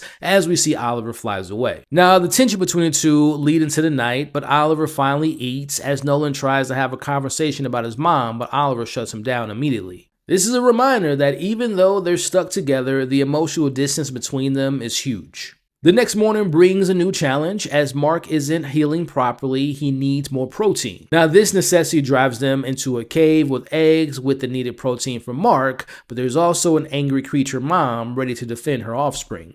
Now we watch as Nolan and Oliver are forced to work together, and it's here we see Oliver show some intelligence and some maturity. Just as Nolan is about to deliver the killing blow, we see Oliver stops him. He reasons with his father, explaining why keeping the creature alive actually benefits them, as they can harvest its eggs over time without depleting their food source. Again, going back to last season when we met Oliver, who was a killing machine, he didn't really think about things like this. This is a big moment in him being strategically thinking and him also showing empathy from Oliver, and it is a clear sign of growth, and Nolan surprisingly listens. Now, more time passes on the planet, and it's signified by Nolan and even Mark growing a beard. Life has settled into a routine, but the emotional work still continues. Nolan consistently and sincerely continues to apologize to Oliver about what he said about his mom. He explains how important that time with her and her people was to him, and how it taught him about forgiveness, and if you work on yourself, you can do better. This again is another example of Nolan who's continuing to actively work on unlearning his Viltrumite conditioning and embracing the idea of becoming more of a sympathetic and empathetic human. Now, Oliver can see his dad is genuinely trying. The resistance in him starts to soften, and in a nice moment, he asks his father to tell him more about his mom. This is a huge step for Oliver. This is a crack in the wall that he's built against his father, and it indicates he's ready to connect with his father on a much deeper level. From here on, we see see the relationship has continued to develop, and they train more and more, and not just as warriors, but as father and son. Now, during this time, the sustained care and protein have had their effects on Mark as he's finally healing properly, and it's clear that it's only a matter of days before he wakes up. As their time on the planet draws to a close, we see Oliver admits that he actually will miss their time that he spent on this planet with his father. This isolated planet under its harsh conditions has become an unexpected key factor for their bond. He shares with Nolan that he really doesn't feel like home is his home anymore because he feels different compared to everyone else. And within this conversation, it's actually here that we get a nod to the comics as he tells his dad about a time that he felt fuzzy while admiring a lobster in a tank. For those who know, this is a clear reference to Oliver's relationship with a character named Haluma, who is a lobster-like alien in the comics, and he falls in love with her. Now, I'm not sure if they're going to go down that path sometime in the future seasons because I feel like they're setting up Zoe and Oliver to be a thing, but we'll have to wait to see where Oliver's love interests go as the seasons go on. Now, as they arrive back to their camp, they see that Mark is missing. Now, it doesn't take them long to find Mark as he's at Conquest's grave as he thought that something terrible happened to Nolan and Oliver. But they assure him that they're okay and they also fill him in on what happened. He learns that it's been 2 months since the Conquest attack and he was the one that actually killed Conquest. Now, before moving on, I just want to talk about how important this was from a storytelling perspective. Similar to last week's episode and how I really appreciated the time the show gave us and showing us a tough conversation between Nolan and Debbie, I really enjoyed the time we spent with Nolan and Oliver as Mark healed. Yes, we all love the action in this show and how entertaining and brutal and violent it can be, but those scenes don't mean anything if you don't care for the characters. If you don't care if a character that we've been spending time with lives or dies, or you don't care about their arcs developing, none of those action moments mean anything. So again, I really appreciated the time that Nolan and Oliver spent together to get that development, to have that bond, because it leads into what we're about to see in the final half of this episode where the action I just spoke of comes into play. Now we watch as Thetis addresses the remaining coalition forces and he rallies them, telling them that they're winning the war despite the monumental losses they've suffered so far. As I mentioned earlier, the morale is low, but Thetis reminds them that every single victory, every sacrifice that brings them closer to freedom. Now you can tell that there's some tension and there's also some friction going on with the way that Thetis is handling this war, and you can tell that it's not really sitting too well with some of the other leaders because I would believe that they feel like is a sacrifice worth the risk. But it's here where things take a dark turn. While everyone's focused on the strategic overheads, a quiet act of betrayal is unfolding. Remember that one data worker who's always going back and forth with Alan, who's seamlessly just a part of the background? Well, it's here that we discover that he's actually the mole. As he lowers the planetary defenses, the shields, the warning systems all systematically deactivated, creating a massive gaping hole in their protection. Through the now exposed atmosphere, a massive Viltrumite ship descends and unleashes fire down onto the surface. Now, was it me or did this kind of feel like the scene towards the end of Endgame where Nebula tricked the Avengers and brought Thanos into their timeline? They attacked the Avengers. We even see them coming out of the rubble and they look up to see the Viltrumite ship, and again, it just reminded me so much of Avengers Endgame, but unlike Endgame, out comes some familiar faces. It's here we see Anissa, Lucan, Krieg, and others as Thrag watches from the ship, telling them to not leave anyone alive. The invasion is brutal. We see General Krieg, a literal force of nature, tearing through the planetary forces, yelling for the betrayer as Thetis arrives and punches him in the face, and we watch them fight. Meanwhile, the chaos spreads as Alan finds himself once again squaring off against Lucan. This to me is slowly becoming one of my favorite rivalries of the show between these two. Elsewhere, we have Zoe. She's putting up the best fight that she can versus some Viltrumites, but in comes Anissa. She rips off Zoe's armor and she's ready to deliver again that classic Viltrumite fatal blow, but as she's about to strike, a blue blur slams into her. And it is the new bearded Mark, and he of course is not alone. Behind him is his dad and his brother, a combined force that instantly shifts the tide of this war. This scene to me was just so much fun to watch as we see Nolan fighting the general, but the MVP in this scene was Thetis. He wanted all the smoke, as we finally get to see him without that damn robe on as he unleashes his true power,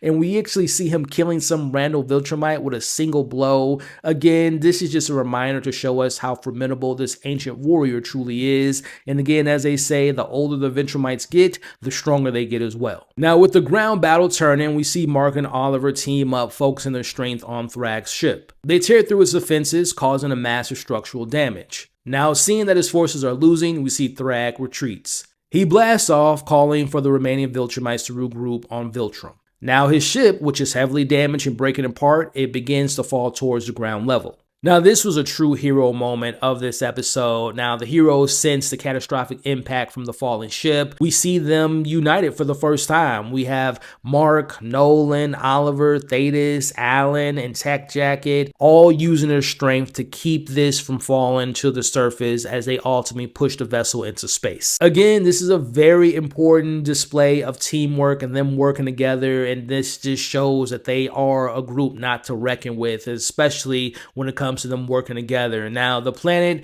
is bruised and battered, but the catastrophic loss is averted for the most part as the defenses are quickly brought back online. Now, in the aftermath, the mole is caught. He admits that he's been a betrayer for years, giving Thrag all the details about the Coalition's plans. He reveals Thrag's next move, which is a full regrouping on Viltrum, preparing for their final push. But Thetis sees this as an opportunity, as he declares their next objective is to take the fight to them, to attack Viltrum itself and finish Thrag once and for all. So after this great episode, we gotta talk about this post-credit scene because it may be a major change from the comics. We cut to the planet where Conquest was buried, and we see the sand and steel, and the wind whispers past his grave. But then we cut to these footsteps in the sand leading away from his burial site, which makes me wonder, is that saying that Conquest is maybe alive? So here I am thinking to myself, man, ain't no way in hell this show is going to be able to top the Invincible War or Conquest's arrival and the battles between him and Mark. The destruction will never be matched with what we saw in Chicago in Season 1 or the destruction of Thraxa in Season 2, but here we are. Ladies and gentlemen, this is my breakdown of Invincible Season 4, Episode 7, which as of right now might be the most insane episode of the series so far. Look, man, this episode gave us Thrag versus the Coalition, and it was nothing short of epic. And then you go ahead and throw in the end of Viltrum.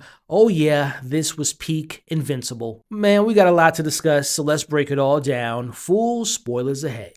We open this epic episode with a flashback to a planet under the rule of Viltrumites, and for the third time in a week, this alien species is rebelling against the Empire by sabotaging their mining operations. We see Krieg suggest they punish this species in a form of showcasing the Viltrumite strength over them, but Thetis suggests otherwise. Thetis says that they're only resisting them because of the cruelty they've shown them and the fear they have over them. We see the back and forth between these two Viltrumites and their philosophical differences on how the galaxy should be ran, but Emperor Argal interrupts their debate and wants to hear Thrag's opinion. Thrag agrees with Krieg. Punishment is needed as a form of education, and because of their weakness, it's an offense to the natural order of the universe, and Emperor Argal is in agreement. As we see, the Emperor gives the orders to reduce the species population by 25%, and if they continue to rebel, they'll erase their entire existence. This was the final straw, in the moment that Thetis knew that his kind had shown barbaric ways, and he needed to end this, and he knew it was time to act.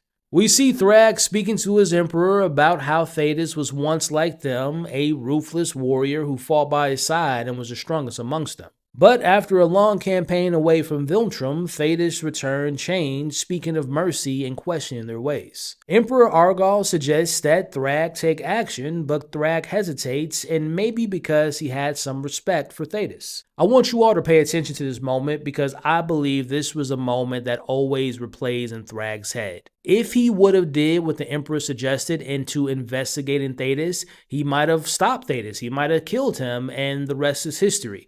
But since he hesitated, since he showed a moment of weakness, it ended up costing him so much more. Later that night, the assassination happens. In the shadows, Thetis, the future leader of the coalition of planets, makes his move, a move against his own kind, as he assassinates Emperor Argal by putting a blade through his skull.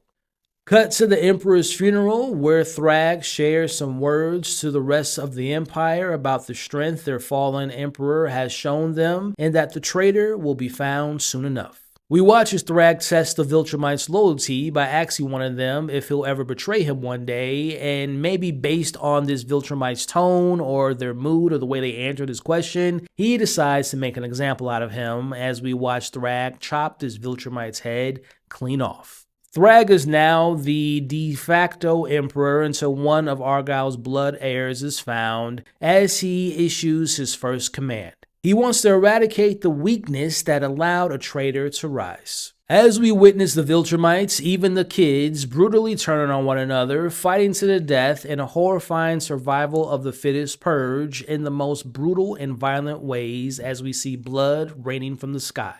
Now we watch as Thrag walks into the throne room as the carnage is complete. Now we have this moment here where Conquest shows like a brief moment of defiance, but he ultimately bows down to his new emperor, Thrag. Thrag's reign of terror has officially begun with a vow to never fail his past emperor again. This was a great flashback, a great backstory for Thrag, because not only does it explain Thetis' motivations, but also Thrag's unwavering absolute commitment to the Viltrumites and their ideal of how they show strength above all. Flash forward to Thetis confirming to the others that Thrag has retreated back to Viltrum with only a few of his loyalists, waiting reinforcements that are still days away, making this the perfect opportunity to strike. Now, Alan shares his concerns that by killing Thrag, it'll only make the rest of the Viltrumites want to seek out revenge, but Thetis assures him that they'll be lost, they'll be directionless, and they'll fight against themselves like they did before, and eventually they'll just fall one by one. Meanwhile, we see Mark recording a message for Eve back on Earth, speaking of their upcoming battle and their advantages in numbers, but he also shares his fears in Thrag. He even mentions that Nolan isn't confident about facing him, but we see Mark stops and deletes the message. Now he's confident that he's going to make his return back to Eve and Earth, and that she'll never hear this, and she'll never hear his fears about Thrag. Now the rest of the team of Zoe, Alan, Battle Beast debate Thrag's legacy and the hype around him, as Alan tries to lift their spirits by suggesting they eat before the battle. Speaking of battle, we see my man Battle Beast in a rare moment of agreement, as he does suggest that they do eat. Open is correct. We must nourish ourselves before battle. Later, we will feast on our enemies' entrails, or they on ours. Because as we can see in the vibe and the tension in the room, that this might be their last meal. Now off to the side, we see Nolan and Thetis having a conversation, as we know that Thetis' ultimate goal isn't just to defeat Thrag, it's to end all Viltrumites altogether. We can see that Nolan fears for Mark and Oliver, who are obviously half Viltrumites, and I would imagine that Nolan is afraid that Thetis will be using that new version of the Scourge virus and thinking of his next move, that if we take care of Thrag, I'm going to probably have to take care of Thetis to protect my sons. But, as we will see later, that concern is put to rest. As Mark, Oliver, Zoe, Alan, Battle Beast, and Thetis prepare for the fight of their lives, we see Nolan pulls Mark and Oliver aside. He lets them know about Thrag's strength, and it is beyond anything they've ever faced. He tells them, do not under any circumstance let him get them alone, because they will not survive. Now, it's important that you all realize that there is a particular member of this team that is absent, but they will be making a very big impact later in this episode. Now, as the team approach Viltrum, Nolan explains the dead Viltrumites' bodies surrounding the planet to Oliver and how they're going to be using this as a tactical advantage as camouflage. But the Viltrumites are already there and hiding amongst their own dead, waiting to ambush the attack. We watch as Thrag is floating in space, ready as well, as the fight begins with Thula stabbing Thetis. It's an all-out war from here, ladies and gentlemen. We got Thetis versus Thula, we got Nolan versus Anissa, we got Battle Beast fighting anyone he can get his hands on, and it's time to see if that liquid from the shells of those bug-like creatures work, as Zoe hits one of the Viltrumites with it, and we see Alan punches a Viltrumite through his stomach into his face, killing him. So yeah, the liquid works. Meanwhile, Mark and Oliver fight Lucan as Krieg and Thetis fight. Now, while all this craziness is going on, Thrag watches from afar as the Viltrumites start to get the upper hand until the secret weapon arrives with their game-changing weapon, and it's the one and only Space Racer. Now, he's not by himself. To make his entrance even more badass, he's got maybe 7 or 8 Ragnars chained up to his bike and unleashes them, and they immediately rip through the Viltrumites like toilet paper.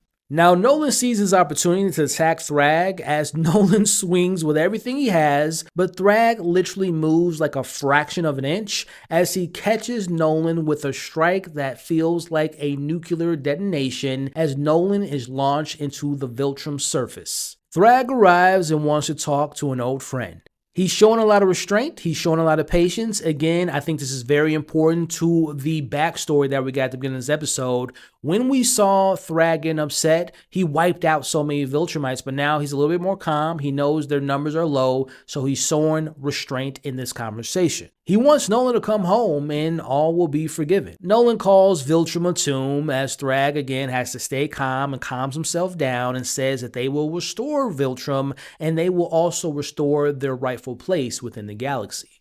Thrag brings up the sins of Thetis and questions how could Nolan fight along someone who's killed billions of their own kind. Now Nolan brings up the attacks against his sons as we see Thrag reminds Nolan that it's all a part of their ritual to be tested. Thrag brings up Thetis yet again and questions if he would be kind to his sons if he wins this war.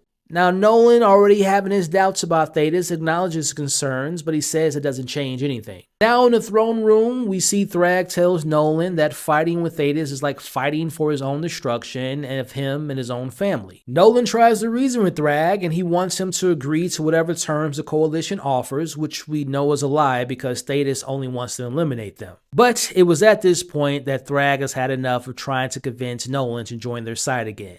Now, at this point, Thrag has had enough. He's tried his best. He's tried to reason with Nolan, but now the games are over. It was at this point that the episode literally punched itself into another gear. As Thrag and Nolan come face to face, Thrag tells Nolan that it pains him of the death of any Viltrumite. It leaves a void inside of him as he does this Dragon Ball Z Avatar Airbender move as he summons the wind around him and he pulls Nolan closer to him, punching Nolan into goddamn space. That moment of him punching Nolan into space again, in my opinion, is the most dominant display of strength that we've ever seen in this show. Now, back to the battle. Before Nolan got punched back into space, Space Racer's helmet gets compromised by getting attacked by 3 Viltrumites, but we see Alan and Zoe help him, and Zoe fixes his helmet, but we see Thrag, who's now ready to get into the more battle. But I will say before moving on, if I were to have a nitpick or like an issue or a complaint about this battle or this episode in general, it's what we just witnessed with Space Racer.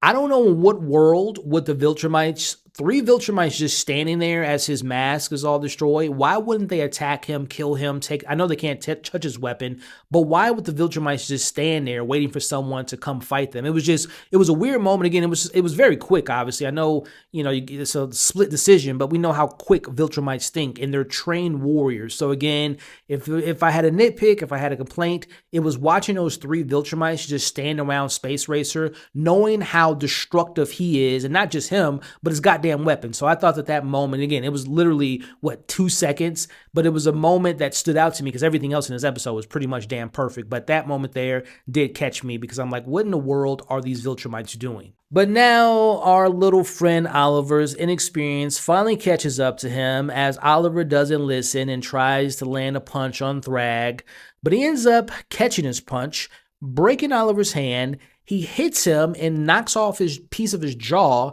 and he rips off his arm all at the same damn time. Now, Mark sees this and goes after Oliver, but Thrag grabs Mark and tosses him in the opposite direction. Thrag tells Mark that Oliver was a failure, he's not his brother, as Mark responds by saying that, I already killed Conquest and I'm gonna kill you too, as Thrag looks at him and says, oh yeah?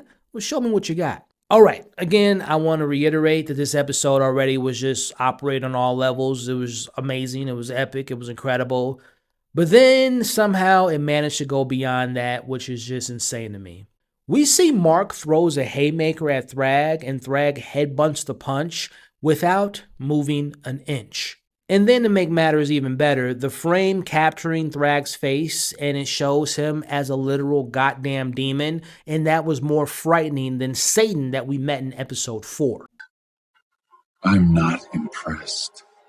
Meanwhile, Nolan's still flying in space after getting punched, but he finally slows down. He sees Oliver, but at the same time, he notices a window of opportunity. The others still in battle. Battle Beast and Krieg briefly fight. We got Zoe runs out of the bug ammo, and poor Mark is being tossed around like a rag doll by Thrag. Now, speaking of being tossed around, we see my man Battle Beast tries to hit Thrag, but is told no and gets his jetpack ripped off and tossed into deep space, and he's no longer in the battle. Now, Nolan, back in action, rallies the others and tells them to charge Viltrum, which is now at its most vulnerable moment. Mark realizes what Nolan wants to do, and surprisingly, he says no. Like, I'm very surprised why Mark, did he not want to see the planet destroyed? Like, I really wish we could have had a moment to explore that, but obviously they're in the middle of battle. But while that's happening, Nolan orders Space Racer to destroy their planet, and he shoots, and Thrag isn't fast enough to stop him. Nolan, Mark, and Thetis follow the shot into a tight formation as it hits the planet's core, destroying Viltrum. Watching the three of them flying into the planet's core is one of the coolest sequences and one of the most insane moments, in my opinion, of the show. The impact is it just shatters the planet, and not only does the impact overcome the planet's gravitational energy, but we see their suits being ripped off and they're still flying as the planet is no more. Now, the impact sends everyone flying into space, and Thetis says that this was the only way to show them the truth, as we see everyone, the generals, the soldiers, both sides are just in shock. Now, Thetis calls for a surrender, but out of the rubble, Thrag, with tears in his eyes, screams no and chooses death as he flies directly at Thetis. And remember what I said about Thetis maybe being a threat to Nolan?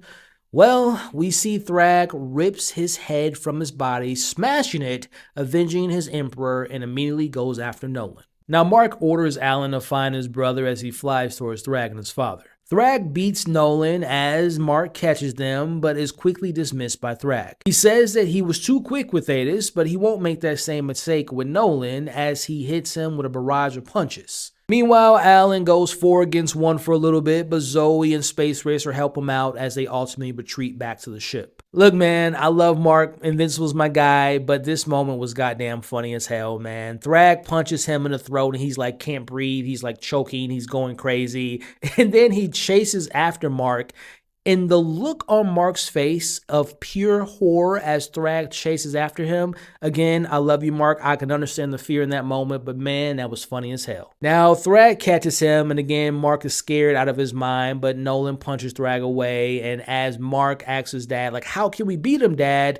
We see Nolan is about to say his son's name, and he gets his name out, but not in enough time because Thrag goes and does the classic Viltrumite move and slices through Nolan's stomach. And Mark is watching this, thinking that he just witnessed the death of his father, but Thrag immediately headbutts Mark and begins squeezing his eyes and his head. But in an even more shocking move, we see Thrag stops. Thrag sees the pieces of his planet descending into space and all the other dead Viltrumites surrounding him, and he realizes they've already are low in numbers, and he spares Mark. Again, this goes back to what he did in the flashback. This goes back to Viltrum and showing their strength and showing his resistance and being again, it is a crazy move, but it makes sense. They need their numbers, right? He's thinking, live to fight another day. I might not be able to get them on my side today, but maybe in the future I can. So it's a crazy move, but it makes sense if you think about it. But we see the rest of the Viltrumites, the handful of Viltrumites there, and we know they still have their reinforcements.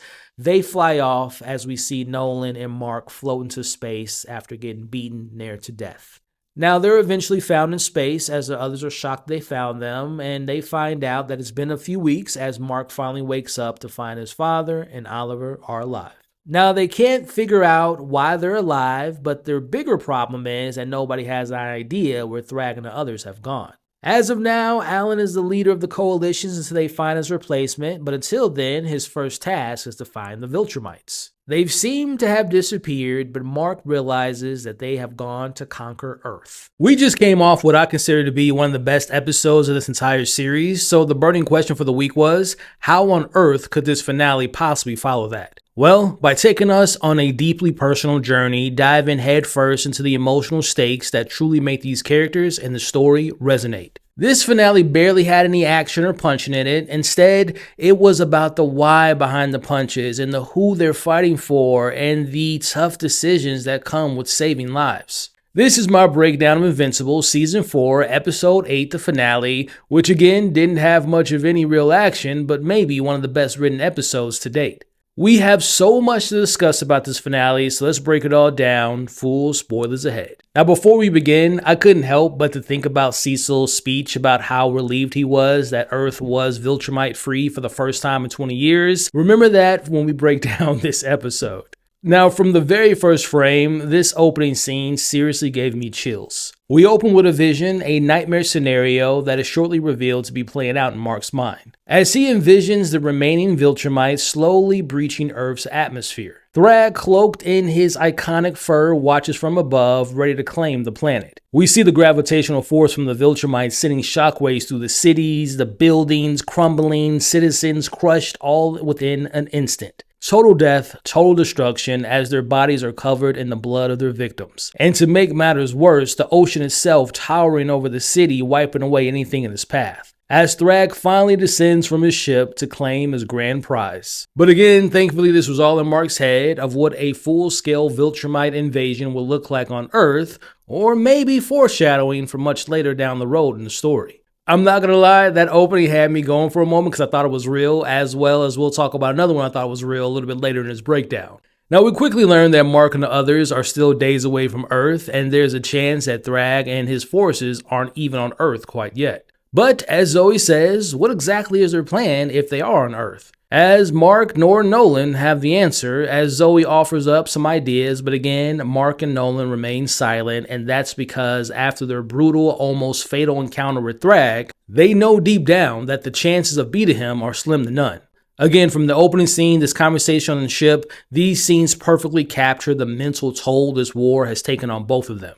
Now it's time to see if the demon devil himself by the name of Thrag has conquered Earth as they've entered Earth's atmosphere. As Nolan makes a game plan, we see Mark flies right out the ship and decided to not wait for backup. He descends towards Earth and desperate to see, and what he finds is a miracle. Earth remains perfectly intact. He flies into the city only to find a perfectly normal regular day. The skies are clear, there are no Viltrumites to be found. The relief, both for Mark and for us, the audience watching, is pretty tense, but for Mark, the scars of that eternal dread remain. Meanwhile, across the galaxy, we see Alan dealing with his own burdens. As we know last week, he's now responsible for literally trillions of lives, worried about whether he can truly live up to the legacy of Thetis as the new leader of the Coalition of Planets. Now back on Earth, the reunion begins. Debbie couldn't be happier to see Mark, a truly heartwarming moment of a mother embracing her son. But the joy is tempered by the news that Oliver is still recovering out in space, leading to a perfectly understandable freakout from Debbie. It's here we see that Mark is actually suffering from PTSD. Now, in another moment that completely caught me off guard, he envisions Thrag appearing right behind Debbie and tearing her apart in a form of revenge for destroying his planet. Again, the vision at the beginning and this vision here, for 2 seconds,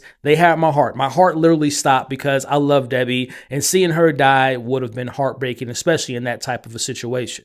Again, these visions so far and throughout this episode just goes to show how deeply scarred Mark is and how every moment of peace is shadowed by the potential unimaginable horror of Thrag. Now, as Mark goes to check on Eve, he tells Debbie that Nolan's outside, and if she wants to talk to him, that's where she can find him. As we saw before they left for the battle, Debbie is justifiably cold as ice towards Nolan.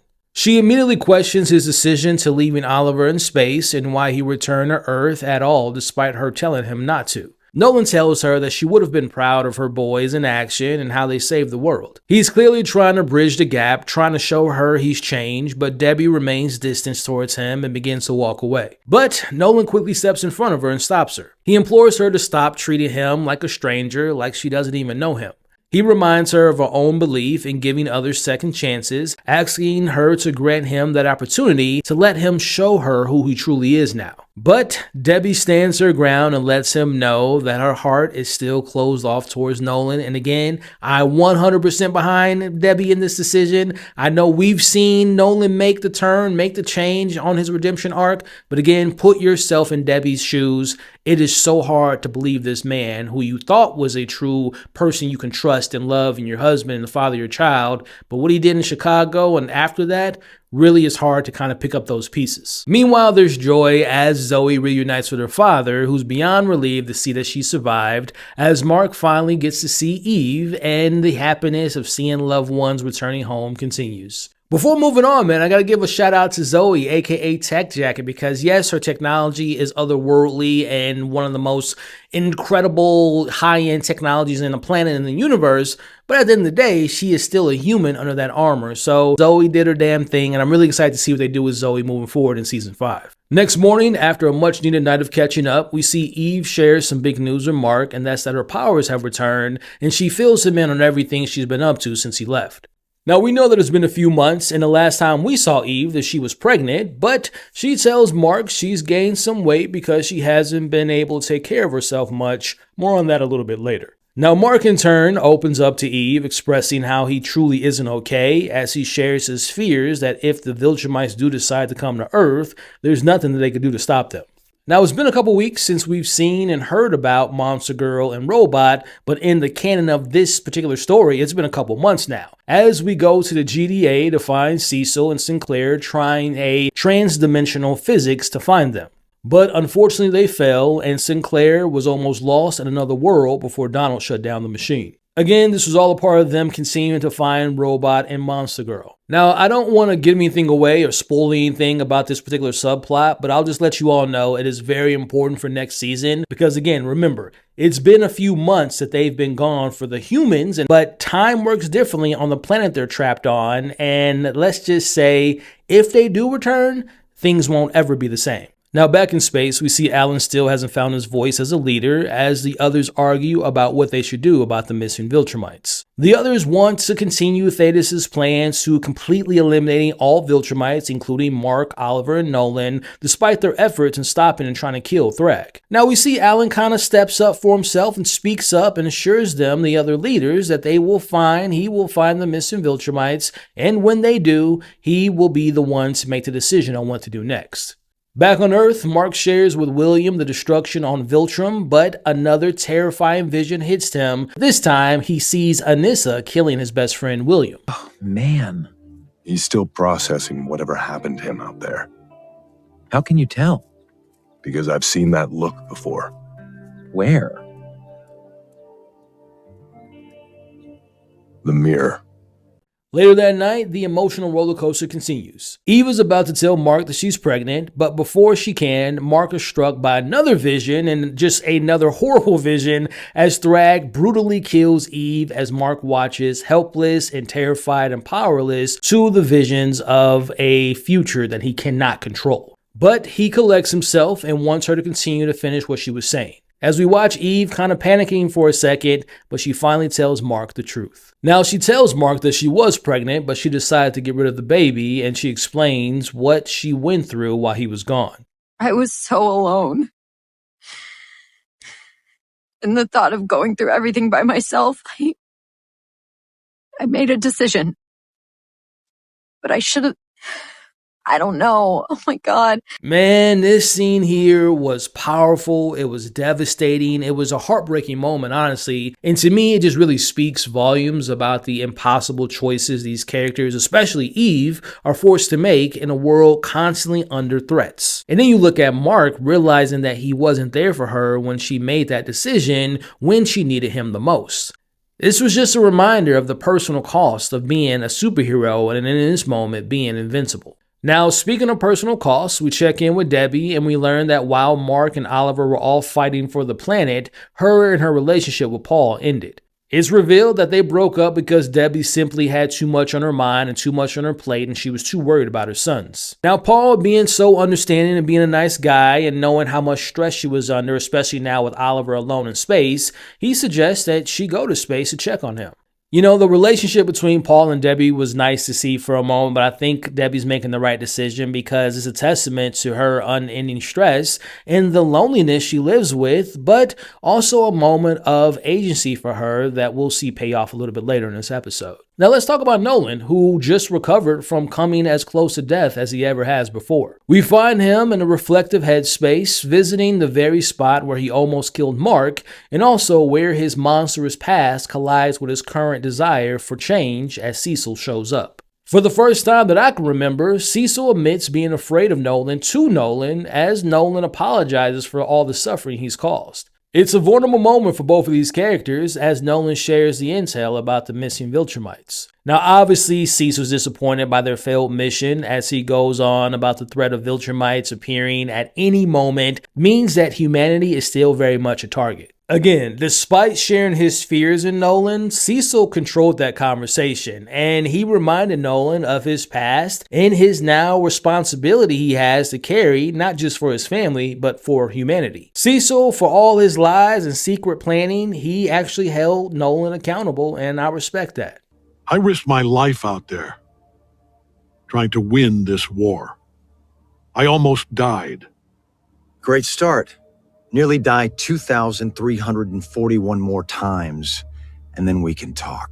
Now, back with Mark, he's not okay with the fact that, one, he wasn't there for the love of his life for one of the toughest decisions she'll probably ever have to make in her life, but also the fact that he failed in defeating the Viltrumites. To him, they're now an unchained ticking time bomb, giving them nothing left to lose. He's consumed by guilt and a sense of impending doom. But Eve gives Mark some much needed words of encouragement. She offers him comfort, strength, and some incredibly powerful words about loss and choice and the sacrifices they have to make. She reminds him that being a superhero means taking risk, making impossible choices, and sometimes sacrificing parts of themselves to protect those they love. Again, we didn't get a ton of Eve this season, which is unfortunate because she is one of my favorite characters, but I really do love how, compared to the comics, Eve has so much more agency. She's such more of a fully fleshed out, multi-dimensional character, and I do really look forward to seeing what they do with her moving forward. But I thought that speech and that, again, those words of encouragement she gave Mark was one of the more powerful moments of this episode. Now outside, Nolan tells Mark that the ship is almost complete to detect any oncoming Viltrumite activity, and once completed, he'll be headed back to space to check on Oliver. Now Debbie comes outside and lets everyone know that she'll be going to join Nolan to check on Oliver and leaves the house with Mark to look after. As we watch Debbie hesitate to fly into the sky with Nolan as they say their goodbyes. Now on the ship, Nolan shows Debbie the view of Earth. We see that he makes a move to embrace her, but he stops himself. Nolan knows that he hasn't earned that yet. His path to redemption isn't just about fighting bad guys and saving the world, it's also about rebuilding his shattered trust with his family. I am very excited to see what happens between Nolan and Debbie in space and see if he can work his way back into her heart. But again, shout out to Debbie and shout out to Nolan, and who knows, maybe they'll get back together come season 5. Now at the GDA, we see Mark and Cecil talk about Earth's defenses, and Mark has his last nightmare vision of Thrag actually killing Cecil. Now this vision has Mark finally accepting some mental health from Cecil and the GDA. Now, a couple things I want to point out about this scene. So number one, Mark visions were about people he cared for and people he loved. So the fact that he saw Cecil dying and him being so affected by that,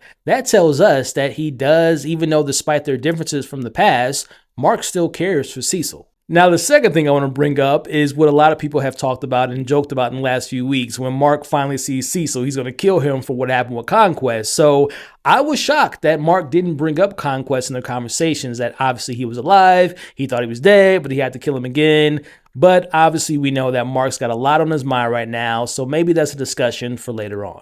Now, as we come to the end of this very emotionally heavy finale, we see Mark taking advice from Eve to go on a flight to clear his mind. As we watch Mark flying around, it's peaceful, it's calm, and he gets some time to himself to be with his thoughts. Now, as Mark descends back to Earth, he sees Thrag floating, and this time around, this isn't a vision because Thrag is actually here. Yes, we are here. Mark immediately attacks Thrag, but like before, Mark punches doesn't affect him. Thrag tosses Mark back and tells him to stop because he's done nothing to this planet quite yet, as he shares his responsibilities as a Grand Regent of only 37 remaining Viltrumites. He explains how things moving forward on Earth will go, as he basically tells Mark, we're moving in and you're going to let us, and they will have to coexist with one another. We see this montage of Krieg, Anissa, and Lucan blending into society, and if Mark or Nolan or the Coalition try to stop them, billions will suffer. The choice is simple, either annihilation to Earth or total occupation. Now Mark says no at first, that's the hero in him and the hero thing to do, but then he sees those nightmares that he had throughout this episode again. He realizes he cannot pay the price of a dead planet. He accepts his terms, he chooses survival over endless death and destruction. As Mark says to himself what he has done, we see Thrag tells him that he saved the lives of every living person on this planet, and he tells Mark that he'll never hear or see from him again as he flies off. Man, what did you all think of Mark's choice? Was it the right call, or did he just sign away the future of the human race? I gotta say now, I love that scene so damn much. I love Thrag. I love his regalness. I love that conversation. I love the decision. I think Mark made the right choice, and I kind of know what's going to happen moving forward, but I love that scene to pieces. But just when you think the tension couldn't get higher, we are hit with the post-credit scene for this finale. We see Alan is still struggling with the weight of being the leader of the Coalition as Talia brings him a final message from the late great Thetis. Thetis shares with him his contingency plan, aka the nuclear option. He tells Alan about the perfection of this new version of the Scourge virus. The man who dedicated his life to stopping the Viltrumite Empire is now forcing the next leader to potentially commit mass genocide just to assure that the Empire dies. As he tells Alan that he needs to use the virus no matter the cost, man, the moral stakes for season 5 just went through the roof. So before I get into my final thoughts about this finale and the season overall, I need to know what you all think about where did Thrag go? He told Mark that he will never hear from him or see him again, which will not happen. They will be encountering each other again. But where do you all think Thrag went? But also, what about the Viltrumites on Earth? Are they going to be like the Eternals? Are they just going to not intervene with anything? Like if Dinosaurs is trying to destroy the world, or any one of the B-list or C-list villains try to do anything, will they just watch the world burn down, or will they intervene? Will they use their powers and strength and slowly become kind of heroes of their own? Or again, will the Viltrumites that are on Earth, which are 37 of them, will they just watch things go by and not do anything because they don't want to be sought out as Viltrumites? But again, there's a whole bunch of questions and theories about what it means for these other Viltrumites to live on Earth.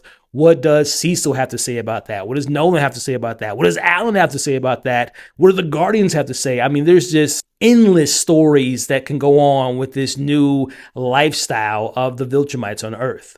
So overall, I freaking love this finale, man. Again, I know there wasn't any action, but I can go without action when you give me great writing, great storytelling, and I thought this finale just changed everything. Mark is now forced to play nice with the people who want to destroy everything he loves, and Alan is holding a weapon that could end the conflict, but destroy his own morality in the process. Again, that's just such great writing. What the finale truly, to me, excelled at was exploring the quieter, more personal side of the superhero storytelling that I love. To me, this was a great reminder that the biggest battles aren't always fought with fists, but with fear, with grief, with desperate hope for redemption, and the unwavering love for those that these heroes protect. From Mark's PTSD to Nolan's quest for forgiveness, Debbie's strength, Eve's revelation, this episode just wasn't a setup for next season, but instead, in my eyes, it was a great deep dive into the emotional core of Invincible, leaving us incredibly desperate to see what happens next season. The episode was also about the emotional cost of being a hero in my eyes, and the impossible choices and the ever-present threat of the Viltrumites. So overall, as far as the season goes, this is maybe I'm just thinking in my head, maybe my third, maybe second favorite season, because season 1 will always be goated. I really enjoy season 2. I love season 3. Yeah, right now, I think this is my third favorite season. And as far as like the highs and lows, even though I wasn't as like rough on these episodes as everyone else was. I know everyone hated episode 4. You can watch my review on it. I had fun with it, but I can acknowledge it's the weakest of the 8, as well as episode 3 with Machine Head and catching up with Titan. Like, that stuff was okay, but I would say 3 and 4 are probably the weakest episodes of this season. But episode 1 was great. Episode 2 was one of my favorites, with the origins of the Scourge virus and Alan and Nolan working together to collect all the artifacts. Episode 5 obviously was great, with the death of Conquest. Episode 6 with Nolan and Oliver bonding while Mark was healing, and then the fight on the Coalition planet. And then episode 7 was goated, one of the greatest episodes of all time for this show. And again, I thought this finale was excellent. With all that being said, y'all, that will conclude my breakdown of Invincible Season 4, Episode 8, the finale. Thank you all for watching or listening to this week's breakdown. If you all have made it to this point in the breakdown, thank you so much. And thank you for all the support this entire season. I've been covering the show from the very beginning. I love this show. I love the community, even though sometimes the fandom can be very annoying with the complaints of the animation and people being nerfed. But at the end of the day, I know you all are all fans and I appreciate the fandom. So if you all, number one, have stayed around to this point of video, thank you. If you've watched all my breakdowns this season, thank you. And do me a favor, put in the comments right now, hashtag Thrag will return in Avengers Doomsday. But no, in all seriousness, put in the comments right now, hashtag thank you. If you all are watching on YouTube, please consider liking the video, hitting the hype button on this video, sharing your thoughts on this episode, on this season, which season is your favorite, what was your favorite episode this season, but also share the video to anyone and everyone you know that loves talking about this show. And last but not least, consider sticking around by subscribing to the channel today. For my podcast listeners, anyone listening on Apple or Spotify, wherever you all get your podcasts from, I appreciate you all. Let me know your thoughts of this episode in the comments, but also consider following the podcast, and I would love it if you all can give me a 5-star review. All right, we closed the chapter on this 4th season of Invincible, y'all, but we are still covering The Boys, Euphoria, we got Daredevil, and we got so many more movies and shows to look forward to. So again, stick around by subscribing. Thank you all for the support. Don't forget, you all are awesome. Stay safe, and I'll catch you on the next breakdown.